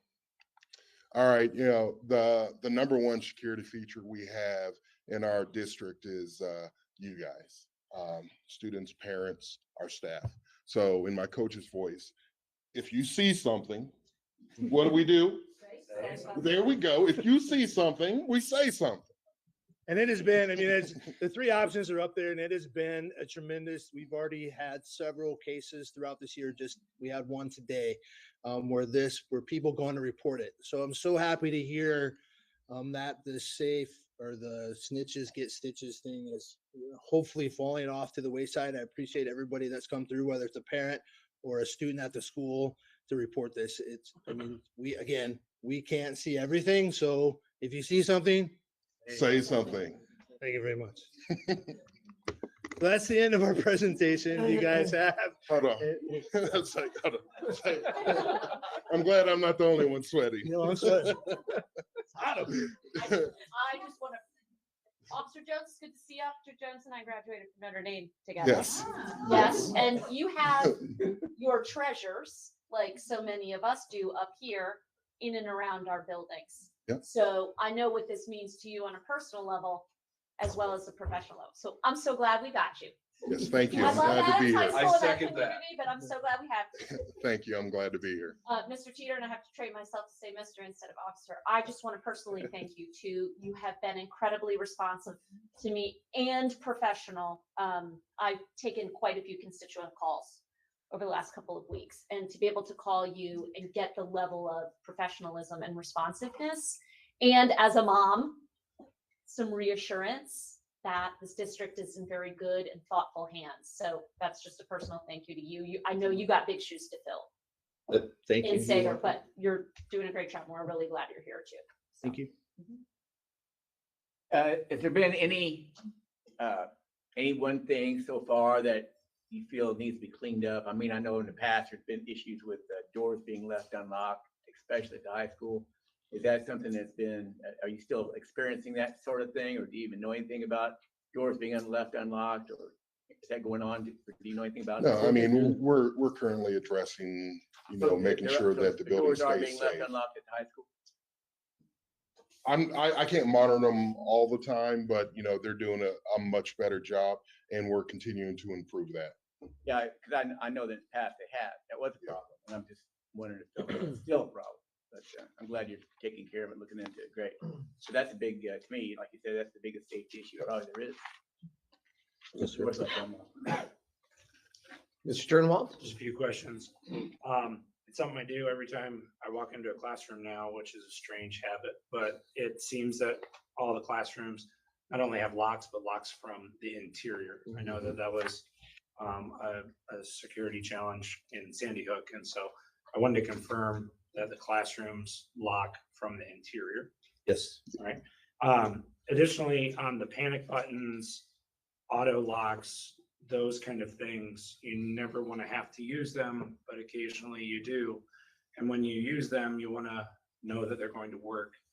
Is there an assessment or regular testing that happens? You don't have to tell me the frequency unless you want, but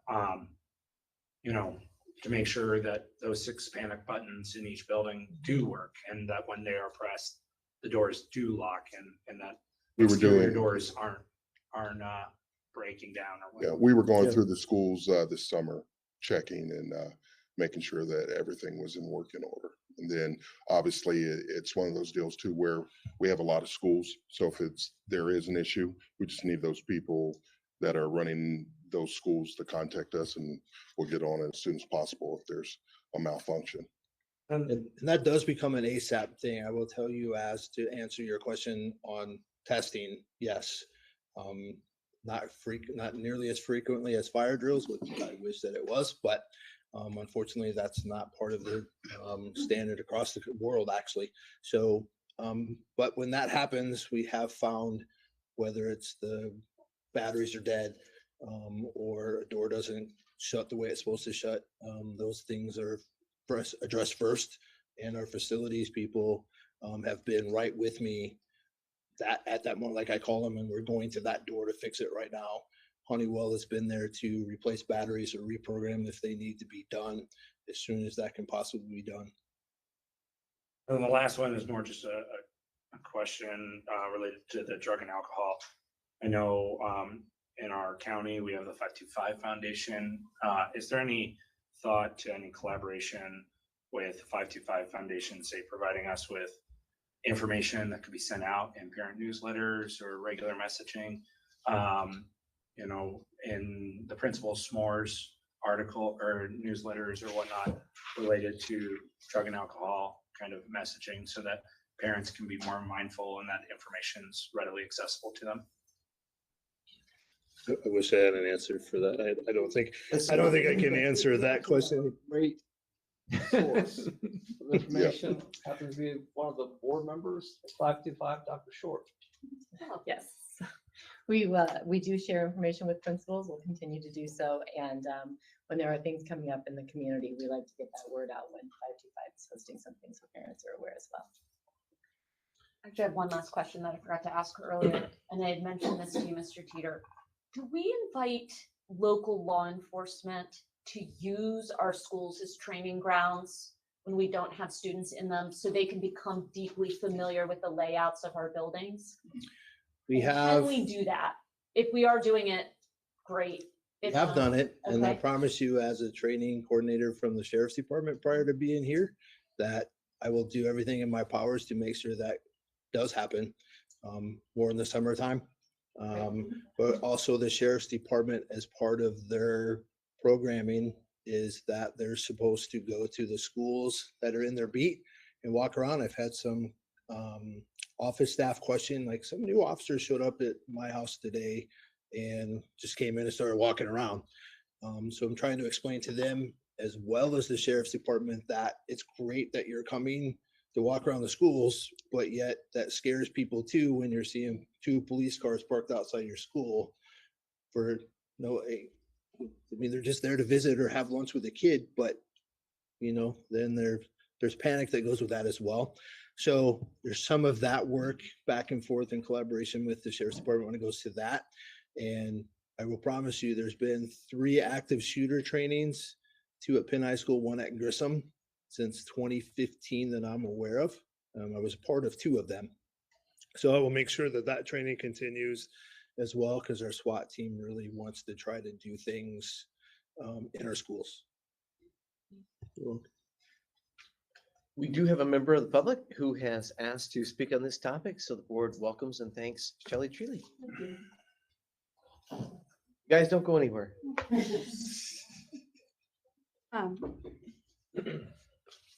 Hi, good evening, Dr. Riley, President Thacker, or Dr. Thacker. I'm Shelley Treeley. So there are times in our lives, right, when we stop and reflect, and I find myself doing that every year on 9/11. To this day, I still get a lump in my throat when our national anthem is played. It was a life-altering event for our nation. I can tell you exactly where I was and what I was doing when the news broke. I had roughly 30 minutes to compose myself and come up with some words to help my students understand why they might see me visibly shaken. I remember spending that night praying and holding my children like there was no tomorrow. And I remember vividly writing a note on 9/12 to their teachers explaining why they didn't do their assigned homework. That night was not a night for academics above all else. It was a night for prayer. We've had plenty of times in our nation to reflect on on tragic events. Every school shooting qualifies as one of those events. From Columbine to Robb Elementary, over 200 of our youth have been killed on school grounds. That's more than the number of students who attend Madison Elementary. That's more than double the number of students in my daughter's 5th grade. It takes my breath away when I consider what those families, teachers, administrators, and school boards had to deal with. It truly is unfathomable. So I'm coming tonight to express my sincere gratitude for PHM's commitment to safety and security. I have heard Dr. Thacker say over and over, safety is our #1 priority, and it should be. I've heard many school board members echo the same statement. To use your words, President Riley, steadfastly committed. I'm grateful for the safety measures PHM has put in place in response to today's world. In a moment's notice, as you just learned, our buildings can be locked down and secured. I'm grateful that every classroom has a lock that gives yet another barrier from a shooter who wishes to obliterate a group of children. This community has a very important decision to make in the next 2 months. Those who live in the townships of Penn-Harris-Madison are going to elect board members who make the policies to keep our children safe or not. I encourage everyone who has the right to vote in the election to do their homework. Of the 3 contested seats, 3 candidates have stated on their Facebook pages or websites that student safety is a top priority. 4 have not. I've scoured their published materials, and as of this evening, I have not seen safety mentioned. Let that sink in for a minute. I've read at the pages of those 4 candidates on things like back to the basics, return to excellence, academics above all else, but I've not read that they value keeping my granddaughter and the 10,000 other children safe. Safety plans like educational plans are intentional. They need to be well thought out and continually reviewed. I suspect that some damage control will take place after tonight's meeting, and Facebook pages and websites will be updated. But I feel it's worthy of saying our children's safety didn't hit the radar of some until it was brought to their attention tonight. Actually, it was brought to the attention of one candidate yesterday or over the weekend, but the Facebook page has been, or the post has been it's gone. 2 minutes have expired. All right, thank you. Sorry. Thank you I'm very much. passionate. I'm a teacher. I'd like to go home at night too. We appreciate your words very much. Thank you for addressing the board. I want to take a minute and just kind of talk about school safety in a long-term perspective. I was relatively new to the board, having just been sworn in 2011, when in 2001 Sandy Hook occurred. And Sandy Hook changed everything for the Penn-Harris-Madison School Board. I want to take a moment to thank Dr. Thacker for the strategic long-term vision that safety became at that point in time. The board, working with the administration, did not let any grass grow after Sandy Hook. As was mentioned, we had open concept elementary schools, and we realized that what was once considered an asset in the 1970s was now a very serious safety liability. And within months, the administration had proposed a detailed plan that the board approved, and over time, and over a short period of time, those open concept classes became closed door, locked door classes that enhance the safety of our kids. We talk about the fact we're really, really proud to be number 6 in the nation in terms of school safety, which is astounding. And it certainly doesn't happen by accident. So, Dr. Thacker, I want to take a moment and thank you for, let's roll the clock back to 2012, when everything changed for you and for me, and for Mr. Beeler, who was on the board at the time. Everything changed. And the vision that you implemented at the time to change our schools, to make our schools safer, has certainly paid off. And for the public's benefit, we don't often talk about prevention and response measures. So what you heard in this public presentation is just a fraction of what that vision entailed. The reason we don't talk about prevention and response measures publicly is we don't want the bad guys, frankly, to know what we're doing. And so what you heard today was a fraction of that plan that was conceived and implemented in 2012. Thank you, Dr. Thacker, very much for that. Mr. Jones, my time at Notre Dame preceded yours and Mrs. Roach's. Wow. Just by a few years. Sorry, Mr. Ron. Not sure that was necessary.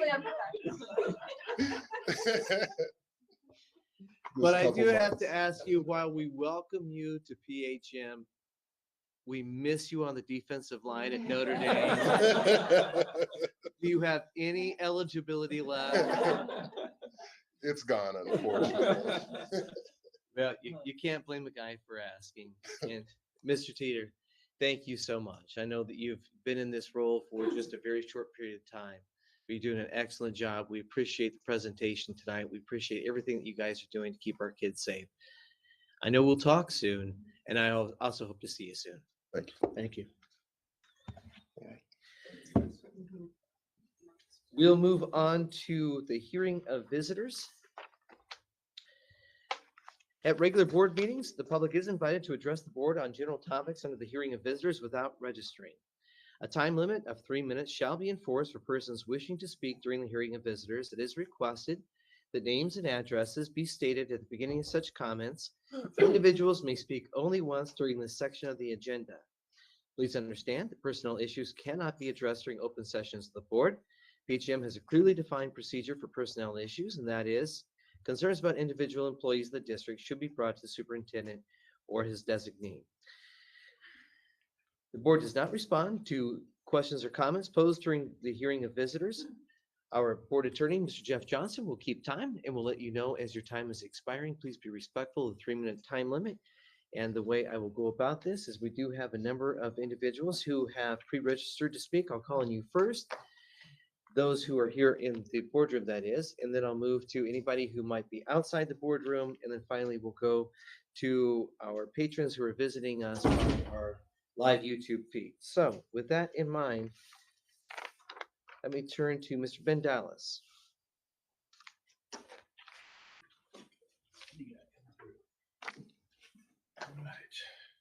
Good evening. You all have my name and my address. As I stand in front of you all tonight, I find it hard to believe that I'm in a school board located in Indiana. So I'm feeling more like it should be a school board located in maybe California, New York, Oregon, or Washington State. At least that's where your policies belong, other than being included in an episode of Jerry Springer sometimes. It's hard to believe that a once prominent school district has fallen this far. This is a school board that works harder to mask student performance than improving student performance. And you can't fix a problem if you can't identify a problem. What do I mean by this? You're constantly comparing our performance to weaker schools in the same state. Okay, last I checked, our state isn't even in the top 20 in the nation. Our state isn't.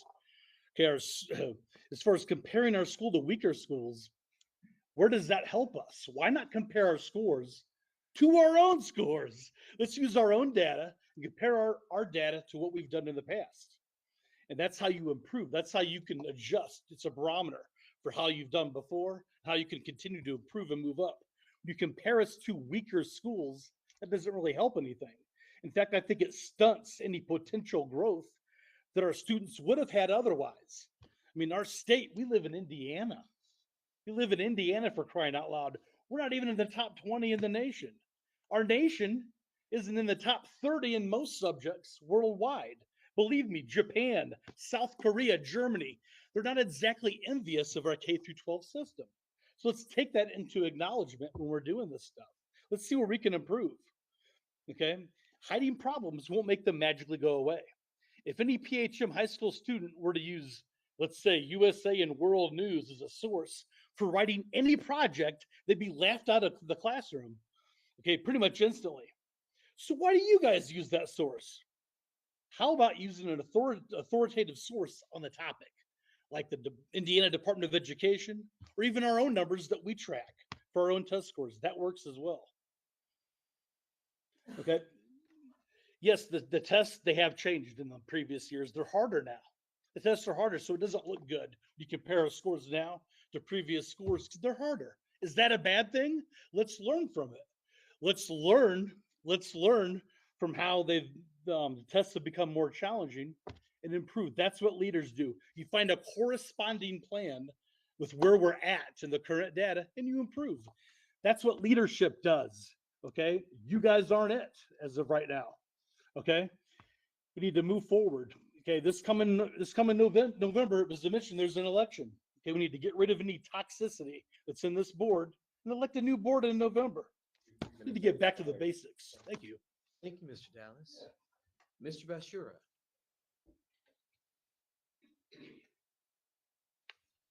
Good evening once again, President Riley, Dr. Thacker, members of the board. First, I want to say thank you for having the open house back on August 24th. It allowed us to come in and view all of our daughter's classes that she's partaking in this year. My wife and I actually want to go back and be part of a couple of those classrooms. They're doing such awesome stuff. I came upon a concern though, when we got to her pottery class. Believe it or not, there was a problem in the pottery class. Teacher has an inability to move equipment. There's supposed to be some construction done on her room this past summer, and then it didn't happen because of a labor issue.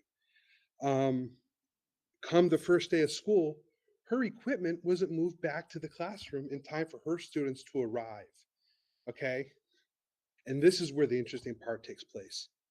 I have to write a letter to Mr. Gallagher saying, this is what I learned last night from this teacher and something needs to be done. I got a letter from that teacher an hour later. Mr. Bashura, thank you.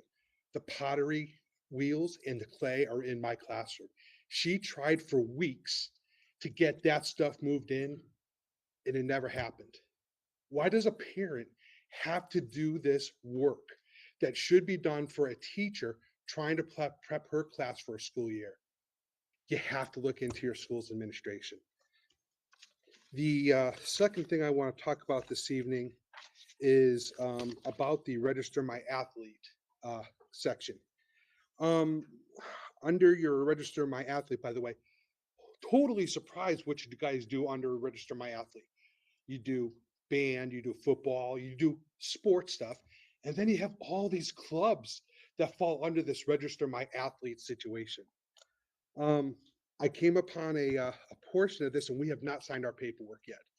And I want to thank Mr. McCullough and Dr. Thacker for responding to my email. I greatly appreciate having some feedback. But the use of the word immunizations has come upon us. And I am not going to sign this piece of documentation based upon these following words. Permission is hereby granted to the attending physician to proceed with any medical or minor surgical treatment, x-ray examination, and immunization for the above named student. My daughter does not need immunization. In what way? What are you talking about immunization? Talking about tetanus? There's a good possibility that, as Mr. McCall and I had conversations back and forth. You need to be more specific. The wording is too vague. Next thing I want to move on to is the student handbook. I knew at the last meeting there was discussion about going back possibly to the 2022 handbook. Your 3 minutes have expired. Thank you, sir. Thank you. Thank you very much, Mr. Besher. I appreciate it. Megan Reed?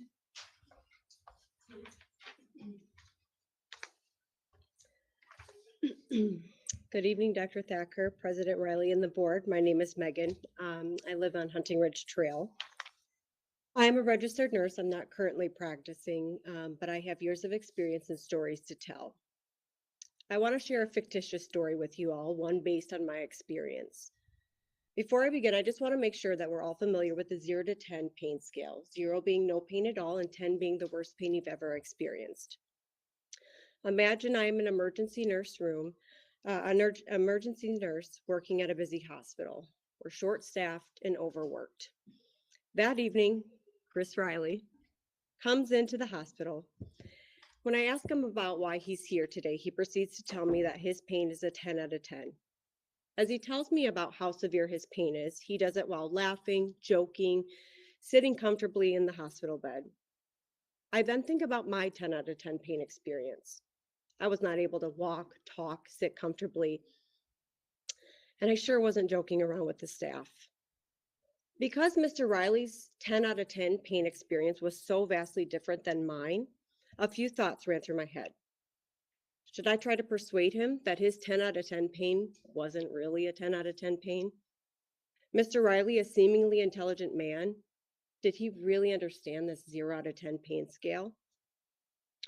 Or maybe he has learned to deal with a chronic pain of 6 out of 10 every day, day in and day out. So his pain threshold may be higher than anything that I've ever experienced in my life. My job as a nurse, a community member, a friend, a wife, a mother, is not to poke holes at someone else's experience. It would not be appropriate for me to regard him as a disruption. In fact, I may even learn something from him. We have to be able to respectfully engage with people that are different than us. This prepares us for the real world.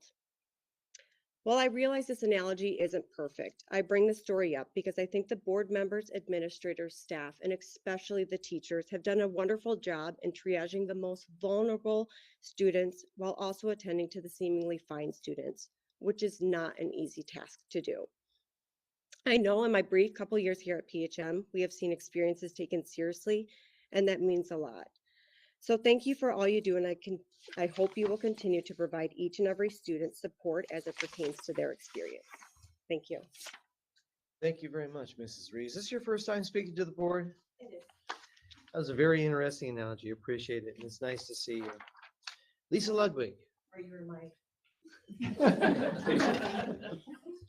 Good evening. My name is Lisa Ludwig. I am a parent, a resident of PHM, and a teacher at Walt Disney for Mr. Towner. Good evening, President Riley, Dr. Thacker, and the school board. I have taught in Title I buildings most of my career. I have proven student growth data and did work as an outreach coordinator for the Indiana Department of Education Division of School Improvement. Yes, that was on a business card.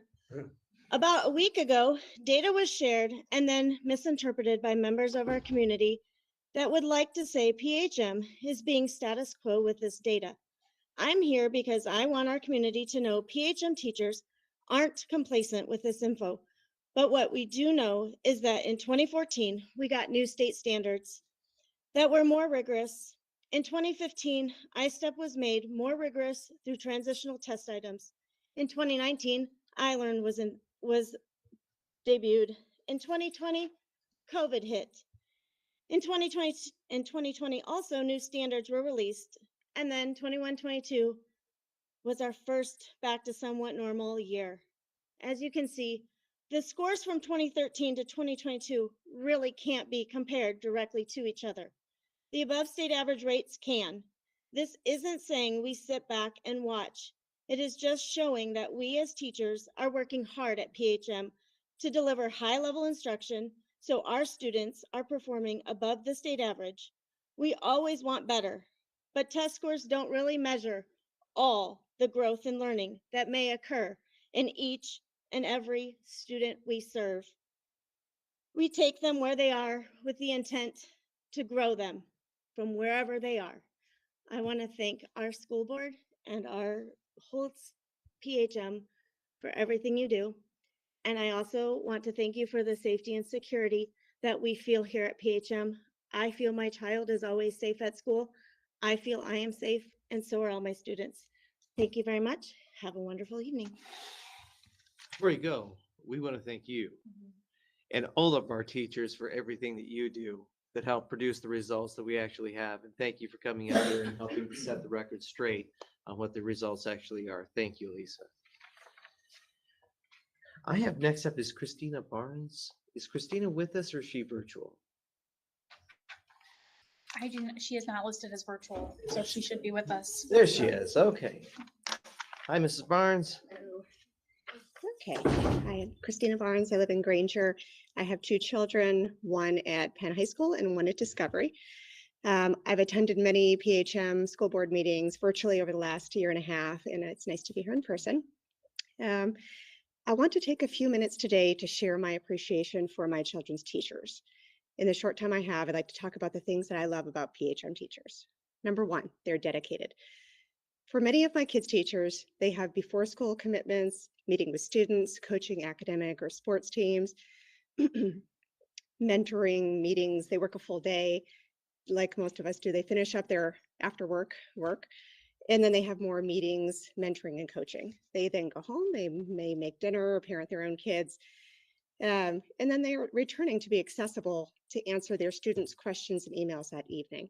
In some cases, my children's teachers have told them that if they email them up to a certain time that evening, their email will be answered that night so they can complete any questions or work that they have. And that's a long day. We see it, we appreciate it. Number two, they're adaptable. My kids are very different in terms of their learning styles, their strengths, their processing speed. The list goes on. And I think of this being a little bit about they're similar to what we call the art of medicine. I may have two patients with the same medical problem. However, I may recommend different treatments based on their preferences or perceptions, ability, or willingness to take a specific treatment, past experiences. I, however, am doing that for one person at a time, and teachers are doing this for an entire classroom of students at a time. It's impressive. Number three, they're interesting.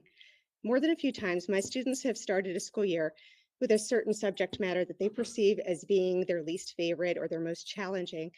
But as the school year has progressed, that class has moved up in the ranks to being one of their favorites. And it's due to the creativity and the ability of our teachers and the fact that they're experts both in what they teach, but also just as importantly in how to teach it to our students. I took a poll and I asked my teenagers what they think of when it comes to their teachers, and this is what they said. High quality, good teaching, nice, funny, kind, interesting, very helpful, and cool. So our family, along with countless other families, respects you. We value you.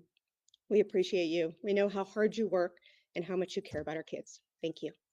Thank you, Mrs. Barnes, very much. It's great to see you again, and Yes. I'm sure that our teachers really appreciate the words you had to say. Thank Thanks. you very much. Mr. Peter Barnes.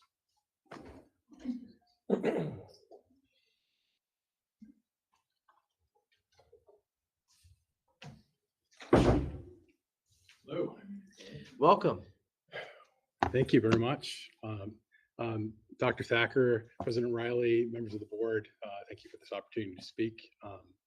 I am also a PHM parent, and I came here to speak tonight to show support for our teachers, our administrators, our staff, and our board members who've weathered an extraordinarily difficult past couple of years.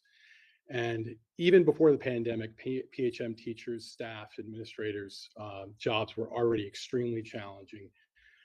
And there were often two too often underappreciated.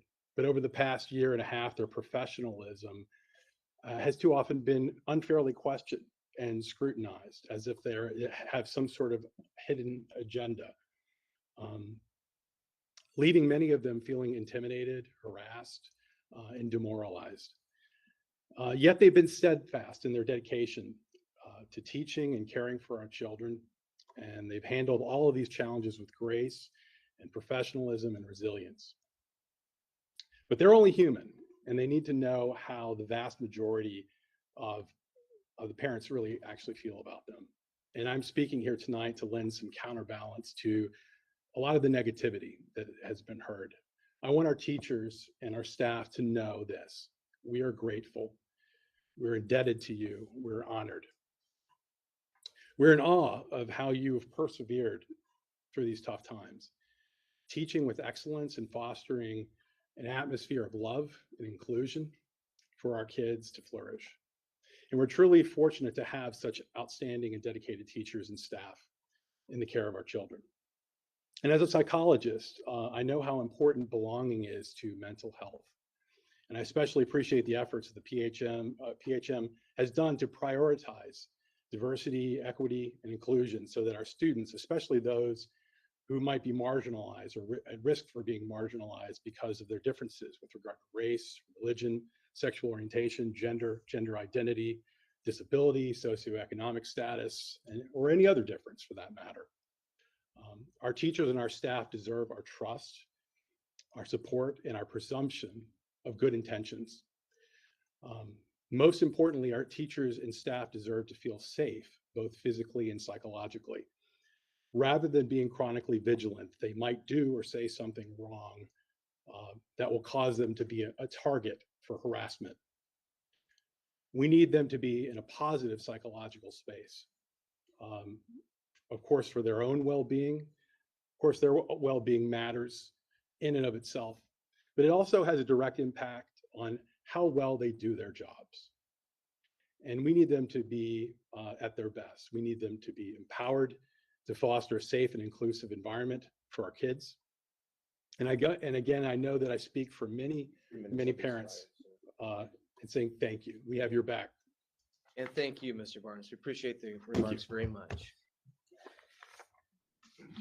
Is there anyone else here in the board room who would like to address the board? Yes, sir. Come on up.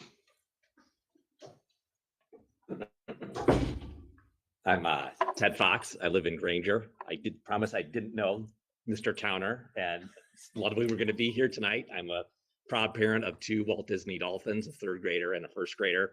And I'm here because I'm a concerned parent. I'm not concerned about my kids. They are thriving in that school.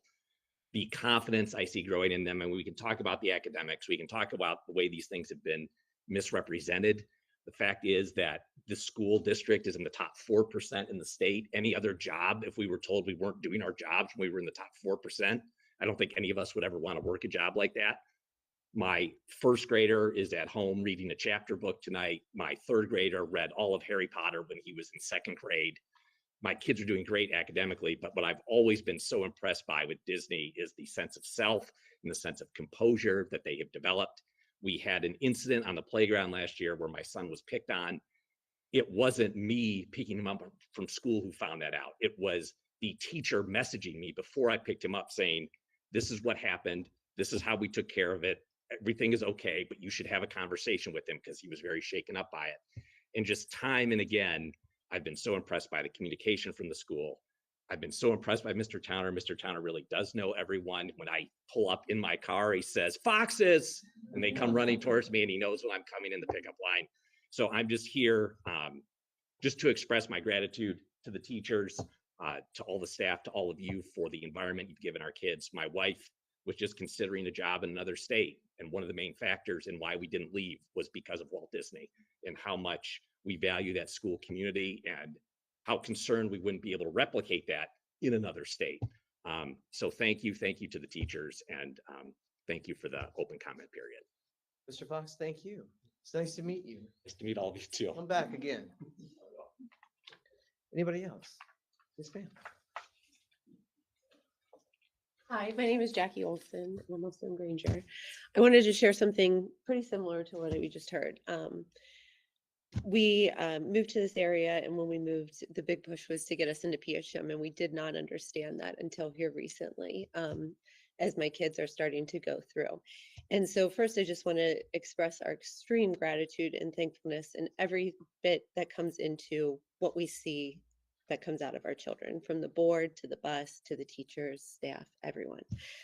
I just wanted to share, like, watching my children in this time, this very short period of time within the school district, I have seen them grow immensely, academically, socially, working with others, independence, confidence. I mean, it goes on. And so something that I wanted to share was this year, I've been able to participate in joining on school premises and offering some help, but kind of getting to be the fly on the wall in that situation. And I really thought that that time was going to be more for me, maybe checking out my kids and seeing how it went. But what I really took from that was what I saw within the faculty and staff in those walls. And I just wanted to express, like, the absolute level of excellence I saw in the way that they approached every interaction that I did see with the children. And so personally for me, I was in the lunchroom, so I got to see the kids acting socially, which is something I really appreciate, because I get to see the academic papers come home. So I get my finger on the pulse on that, but it was really an honor to see these children in their element there. And 99% of those interactions are wonderful and joyous, and you leave and they fill you with so much. But there is that, like, that 1% that kind of happens. And you're reminded that these guys are little and they're understanding and learning and growing. And what I saw was teacher building a safe space in that, right? Like, there might have been an opportunity here for a better decision, a better interaction. And they all acknowledge those decisions and interactions, but then put forward a path forward for them that was a better choice, a better decision, and really set the standard of the ground of, we're like a family here, right? This is our safe space. This is our house. We love and respect each other. And I really think that's important to highlight as a new parent to the district with young children, and coming into this where we can finally start to experience and see some of this. This was something that I understood was happening, but I didn't get to see myself. And I wanted to share as those parents are making their way in and wanting to learn and understand more about their children and the environments that they're in. So I wanted to say thank you and express our extreme gratitude. And I won't find the words fully, but it's there. We are very thankful for everything you all are doing. So thank you. We are very thankful for you and your involvement, your children's school. Thank you also for coming and expressing your experiences with us tonight. Great. Who's next? Mrs. Witt?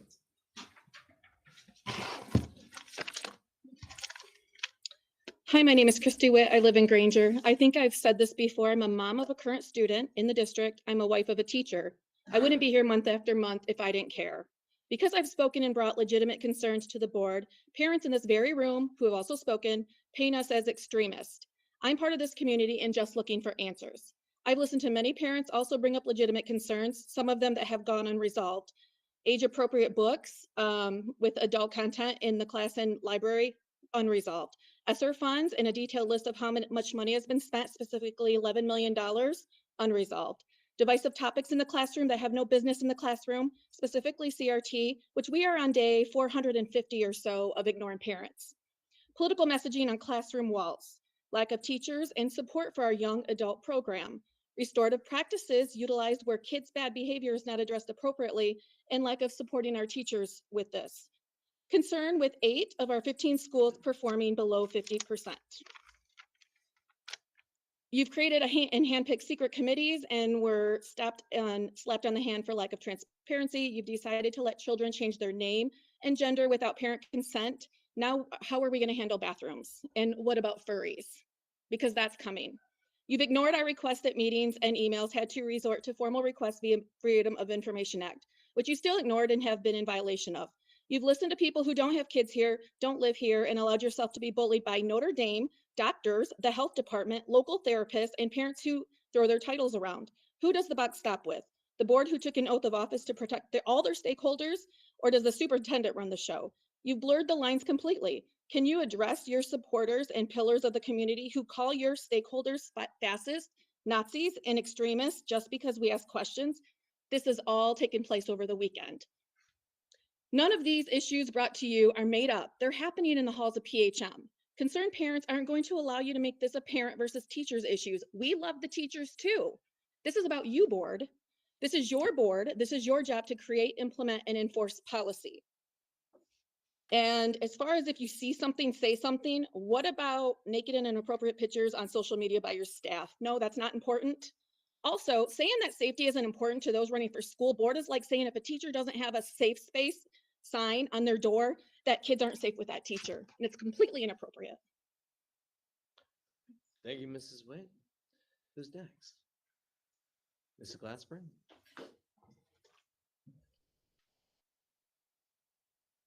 Thank you for giving me the opportunity to address you again tonight. For many months, Mr. Garrett has requested that this school board include an agenda item regarding CRT in our school district, CRT commonly referred to as the praxis of critical race theory, or the more recent culturally relevant teaching.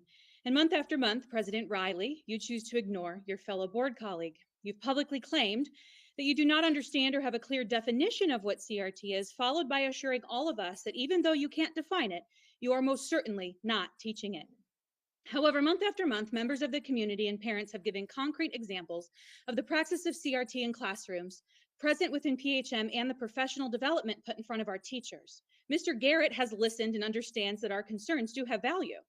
Just as an aside, Paulo Fierdi's Pedagogy of the Oppressed is the third most cited work in teaching colleges in America. In fact, many college courses use it as required reading. Now, I don't have time tonight to go into who Paulo is and what he envisioned for the destruction of American education, but I can tell you that you would be hard-pressed to convince any of your educated public that the praxis of CRT is not deeply rooted into teacher training as well as in many public education curricula today. Therefore, when you claim ignorance, you are either lying or you have not done your due diligence as a board member to understand the significance of why Mr. Garrett is requesting a PHM vote to take a stand one way or another. Furthermore, if you're positive that CRT is not present in any place within PHM, then you should have no issues including this item on the agenda so that this governing body can take a proactive approach to assuring that our kids and teachers are protected in the classroom from ideological indoctrination. As Mr. Garrett has mentioned, he's merely asking that you include this in the agenda so you can vote accordingly and tell all of your stakeholders where each of you stands in this matter. President Riley, you have mentioned that you, quote, don't sense your board colleagues find any interest in putting CRT on the agenda. May I remind you that you are an elected representative of the entire PHM community. You also mentioned that following the SEL parent sessions, quote, no one still believes we are teaching CRT. That's not true. And we have presented concrete examples of the praxis of CRT that reach far beyond the boundaries of SEL, as well as countless emails with absolutely no response. You're cherry picking your feedback at best. President Riley, your stakeholders simply want the board to create a policy that protects our children. That's it. We want teachers protected and held accountable for how they present lessons to students, and we want PHM to address their position on CRT. This isn't just a few people, it's a large and growing number of stakeholders, far more than those of us who have the privilege to be here each month. So when you say, quote, no one, you are saying we don't count. You're saying we don't matter, but most importantly, you're saying that our students don't matter. Thank you. Thank you very much, Mrs. Glassburn. Appreciate the feedback. Who's next?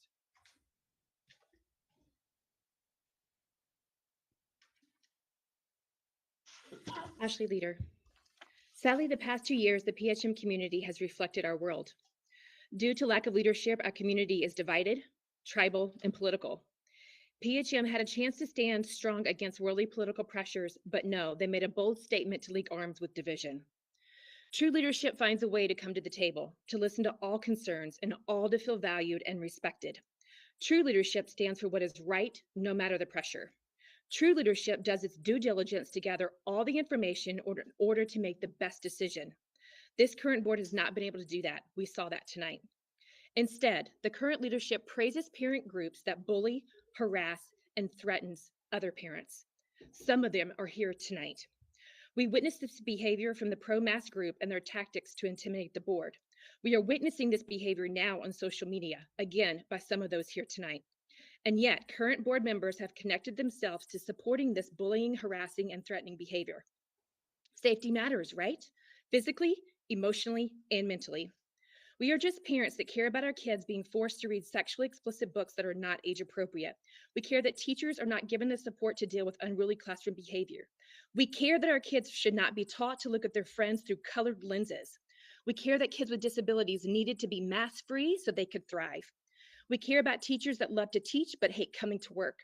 We care that PHM culture is not defined by racist rhetoric that only creates division. We care that kids who desperately need mental health treatment are getting the help they need. We care that all families' religious beliefs are respected and that other beliefs aren't forced onto our students. We care that parents are in control of their kids and feel confident that their child is safe mentally, emotionally, and physically. We care that all parents have the right to know what is being implemented and not from a select group of parents. We care that no student should be asked about their parents' personal lives or surveys given to collect data. We care that students and teachers aren't afraid to live out their conservative values without ridicule, judgment, and possible repercussions, because it happens. This board has not supported these things. Current leadership praises other parents for being involved in condemning parents like us and calling us extremists. Again, they are here tonight. Well, if I'm standing up and believing in all those things that I mentioned, I will stand always for protecting the innocence of our children's mind and heart. I will always stand for quality education, parental rights, medical and religious freedom. I will always stand against anything that promotes any kind of tribal, racial divisions like CRT or discrimination. I will always stand for political free classrooms and safe classrooms free from disruptions for teachers. So call me what you want. If that is extreme, I will own it. Everything rises and falls with leadership. Thank you. Thank you very much, Mrs. Leader. Who's next? I'll go. No, go right ahead. My name is Vera Tipton. I live in Mishawaka. We have 3 kids in PHM from all different levels, from elementary, middle school, and high school. And I'm here to express my gratitude for everything that you guys and the school administrators and especially our teachers do every day. I've been following school board meeting in the past few years virtually, and sadly I've been noticing that growing animosity towards you guys and everybody else in the school district. Lots of pointing fingers. There is a saying that I tell my kids all the time. Whenever you point a finger to someone, there's always like 3 fingers pointing back at you. So today, I just want to personally would like to do some self-reflection as parents and to say, like, the past few years, we have been involved in our children's education probably more than ever. We have the kids with us home for almost a whole year. And then, like school board meetings now is like a new reality show, that we watch on TV every month. But so what is it?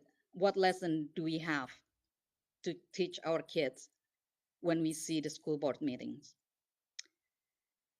Ever since the pandemic, we basically told our kids watching this school board meeting that we can ignore and follow rules that we like or we don't like. And we can, that their convenience is actually more important than health and well-being of others. We hear name calling towards teachers and like questioning of teachers' motivation in every single school board meeting. In contrast, we challenge our teacher to completely change the way they teach, the way they interact with our children, and the way tests are taken.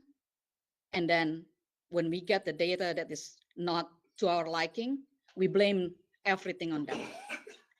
We blame everything on you guys. And at the same time, we throw everything, pretty much everything and anything, except for the kitchen sink, to the teachers. And these teachers just raise up to the challenge with every single thing that we have been throwing at them. Not one single multi-billion-dollar company out there basically responding so adaptively to the pandemic. Yet we tell our teachers, do this, and they just do it. 3 minutes have expired. Thank you, ma'am. So Mrs. I just want to Tipton? say thank Is that- you. Thank you for you. Thank Thank you you. for everything. Did you see your last name is Tipton? Yes. Well, thank you so much. It is nice to meet you. Thank you for coming and expressing your point of view. We appreciate you. Anybody else? I would like to, President Riley. Yes. Shelley Treeley, yeah, you have my address. 37th year, I'm beginning at PHM. My years of service have given me great experiences and great perspective. Never did I ever think that anything would be as difficult as teaching through COVID. But now I realize I was just being prepared for the more difficult challenge of being attacked over and over. PHM teachers have been raked through the coals by some who are spewing untruths about what we are teaching or what we are not teaching in the classrooms. We've been attacked about our test scores, and we are told we are failing our students. We are not failing our students. I started my career under Dr. Spiker. I worked at Drs. McNaught and Markovich, Thacker, and a few others sprinkled in between, all of whom had a drive for excellence in education. I taught through a few fads of how children learn to read, and now I'm teaching with the science of reading as the driving force. Thanks to Dr. Short and her team, we have scientifically research-based curriculums that meet the needs of our students. We have at our fingertips an assessment to tell us where the deficits lie so we can address them in our response to intervention. I can tell you if a child struggles at the most rudimentary skill of phonological awareness or a more sophisticated skill such as fluency. And I can do this because PHM has invested in the right resources and training for its staff. So if PHM is declining in academics, it falls on me, an interventionist whose entire career, 37 years going on, has been spent in our Title I schools. There are some who are doing their darndest to show that we're not one of the top schools in Indiana. They want to manipulate the data for their agenda. In my 36-year career, I have never known anyone not to be proud of our achievements, yet here we are. And that, President Riley and Dr. Thacker, is an attack on me, and respectfully, I'm over it. It is exhausting to work so hard to only be beaten down by a small group of people. Month after month after month, we've been told by about the horrible decline, academic decline PHM is experiencing. Thank God for school of choice.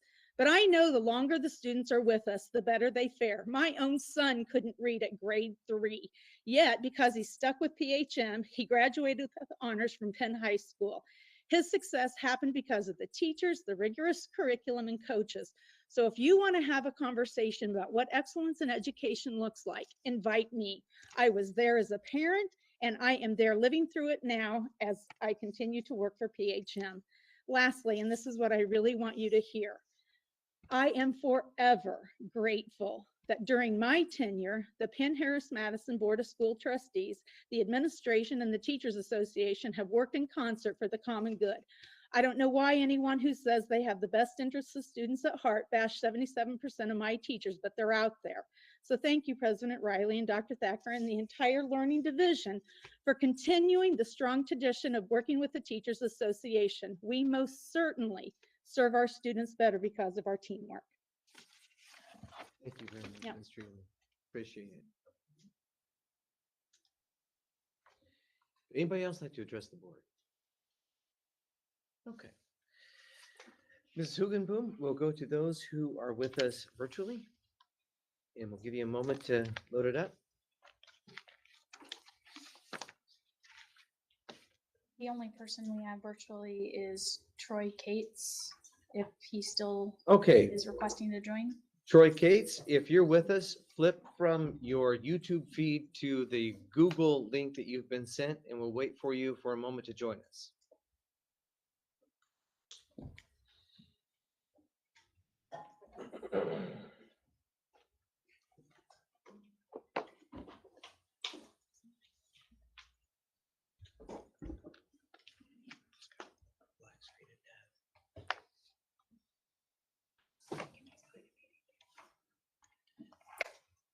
Mr. Cates?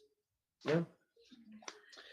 Okay, well, Mr. Cates, well, thank you for expressing interest in joining us and hope that you're able to do it at some other time. We'll now move along to the next item on our agenda, which is the board reports and requests. Board members, do you have anything to report or request?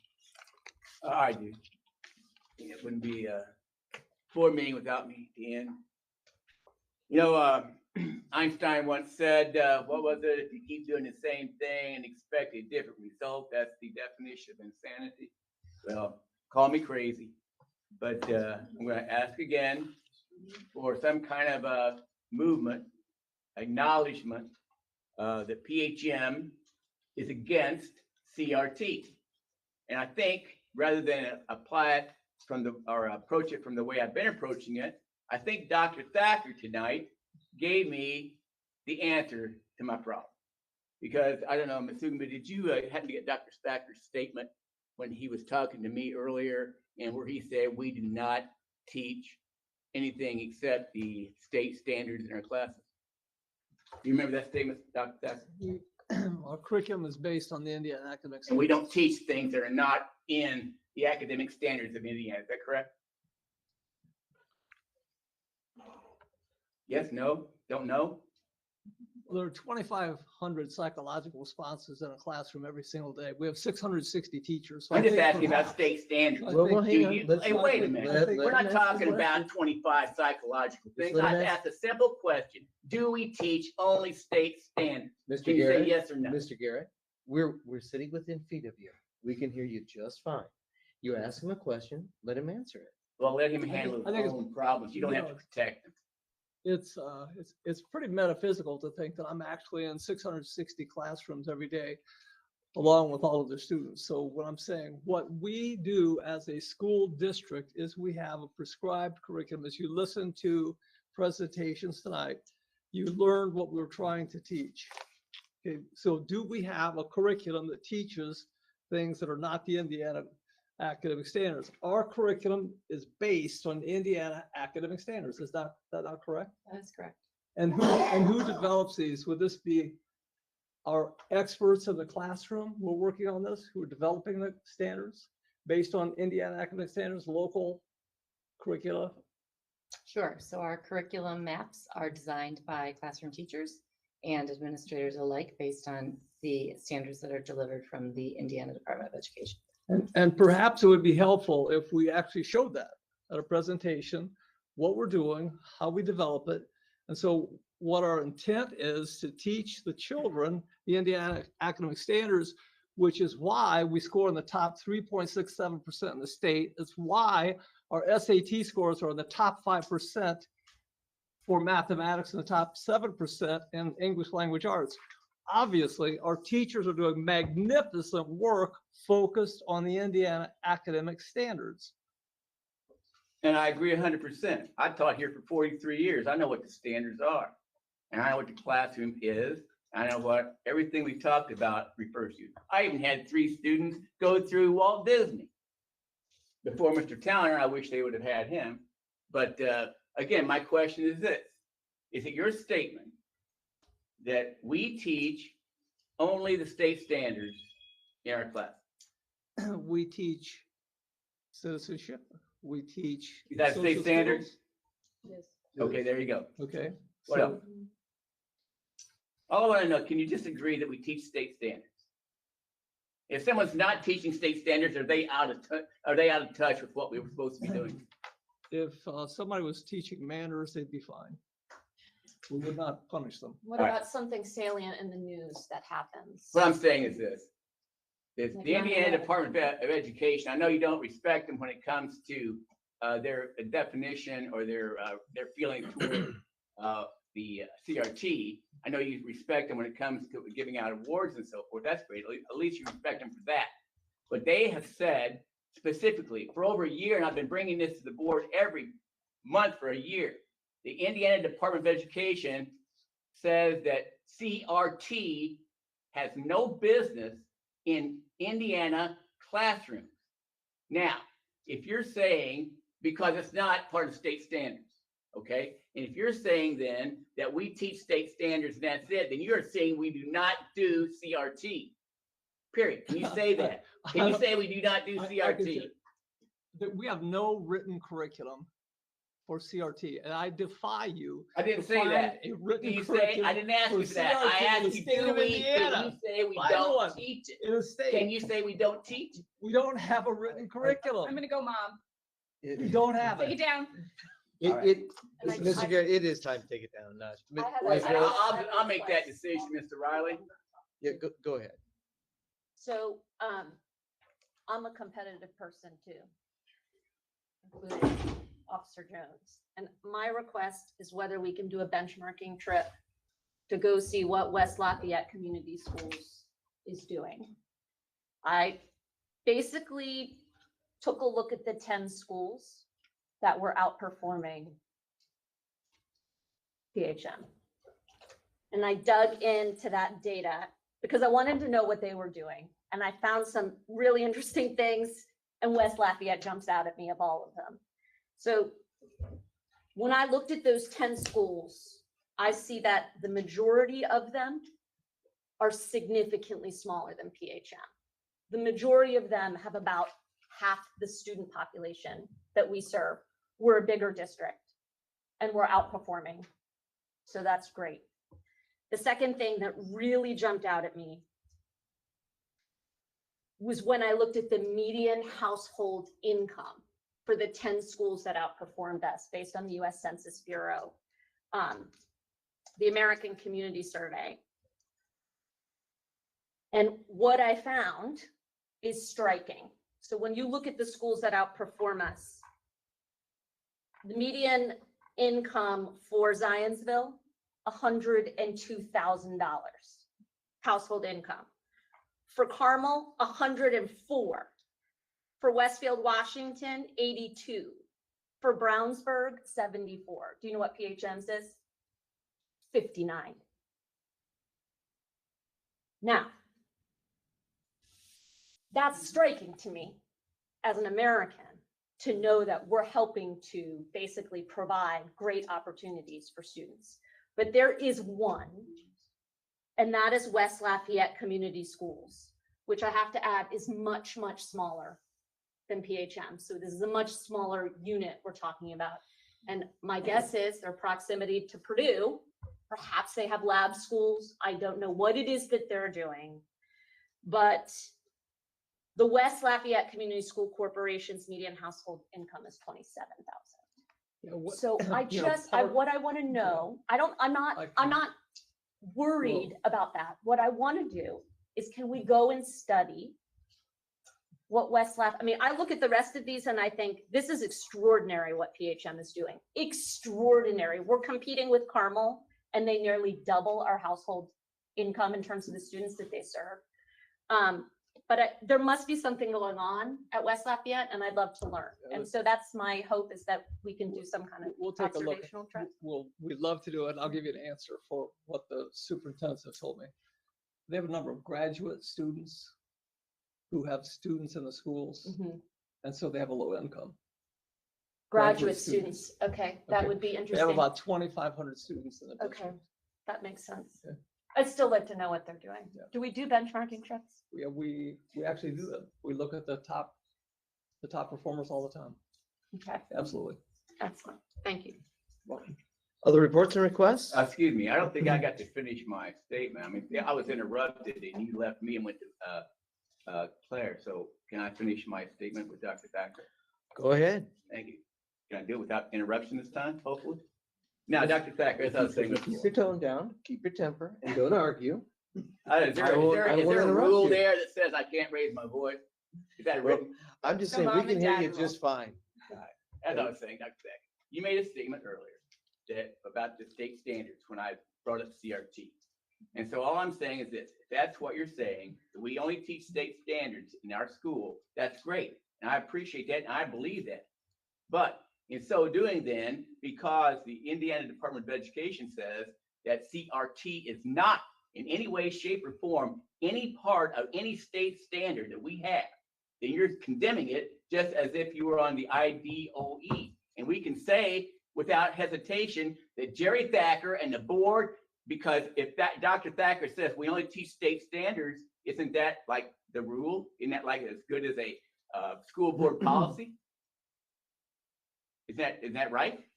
So if he says that, then we can say CRT cannot in any way, shape, or form be taught in our school. And I think that's awesome. Thank you very much, sir. Glad to help. So you're trying to Other- wiggle out of it. Other reports or requests? Teflon, Superintendent. Yes, can we get just a quick report on the young adult program? I see Mrs. Todd's in the room. Just have we rectified some of that situation? Yes, we just sent out a newsletter this morning. Our newly hired teacher, Mrs. Teresa Mooney, begins tomorrow morning. We've already met with her and reviewed curriculum and made plans for that. Dr. Alinsky helped us arrange for a contract with MTC to take care of the bus routes, which are now running smoothly, and everyone seems to be happy with that. And I think this Friday is our cooking Friday. We're doing that every other Friday. We've been to Martin's a couple of times, and so things are going well, and we're happy with the progress, and I think all the parents are happy. Thank you. Okay, any other reports or requests? One request, we've talked about it, I think the last meeting as well, but Dr. Thacker and Mr. Riley, the social media policy, maybe next meeting we can have that as a focus on what we can do in that world. Like I said, I know it's complicated with teacher union and contracts and all that, but I think the public deserves to know where we're heading in that direction. We'll be glad to give you an update. Okay, next regular meeting of the Penn-Harris-Madison Board of School Trustees will convene on Monday, October the 10th, 2022 at 7 p.m. and we'll be taking the show on the road. We'll be going to Madison Elementary School, located at 66030 Dogwood Road in Wakarusa, Indiana. There being no further business before the board, do I have a motion to adjourn? I said move. Second. All those in favor vote aye. Aye. Any opposed vote nay. We are adjourned at 9:58 p.m.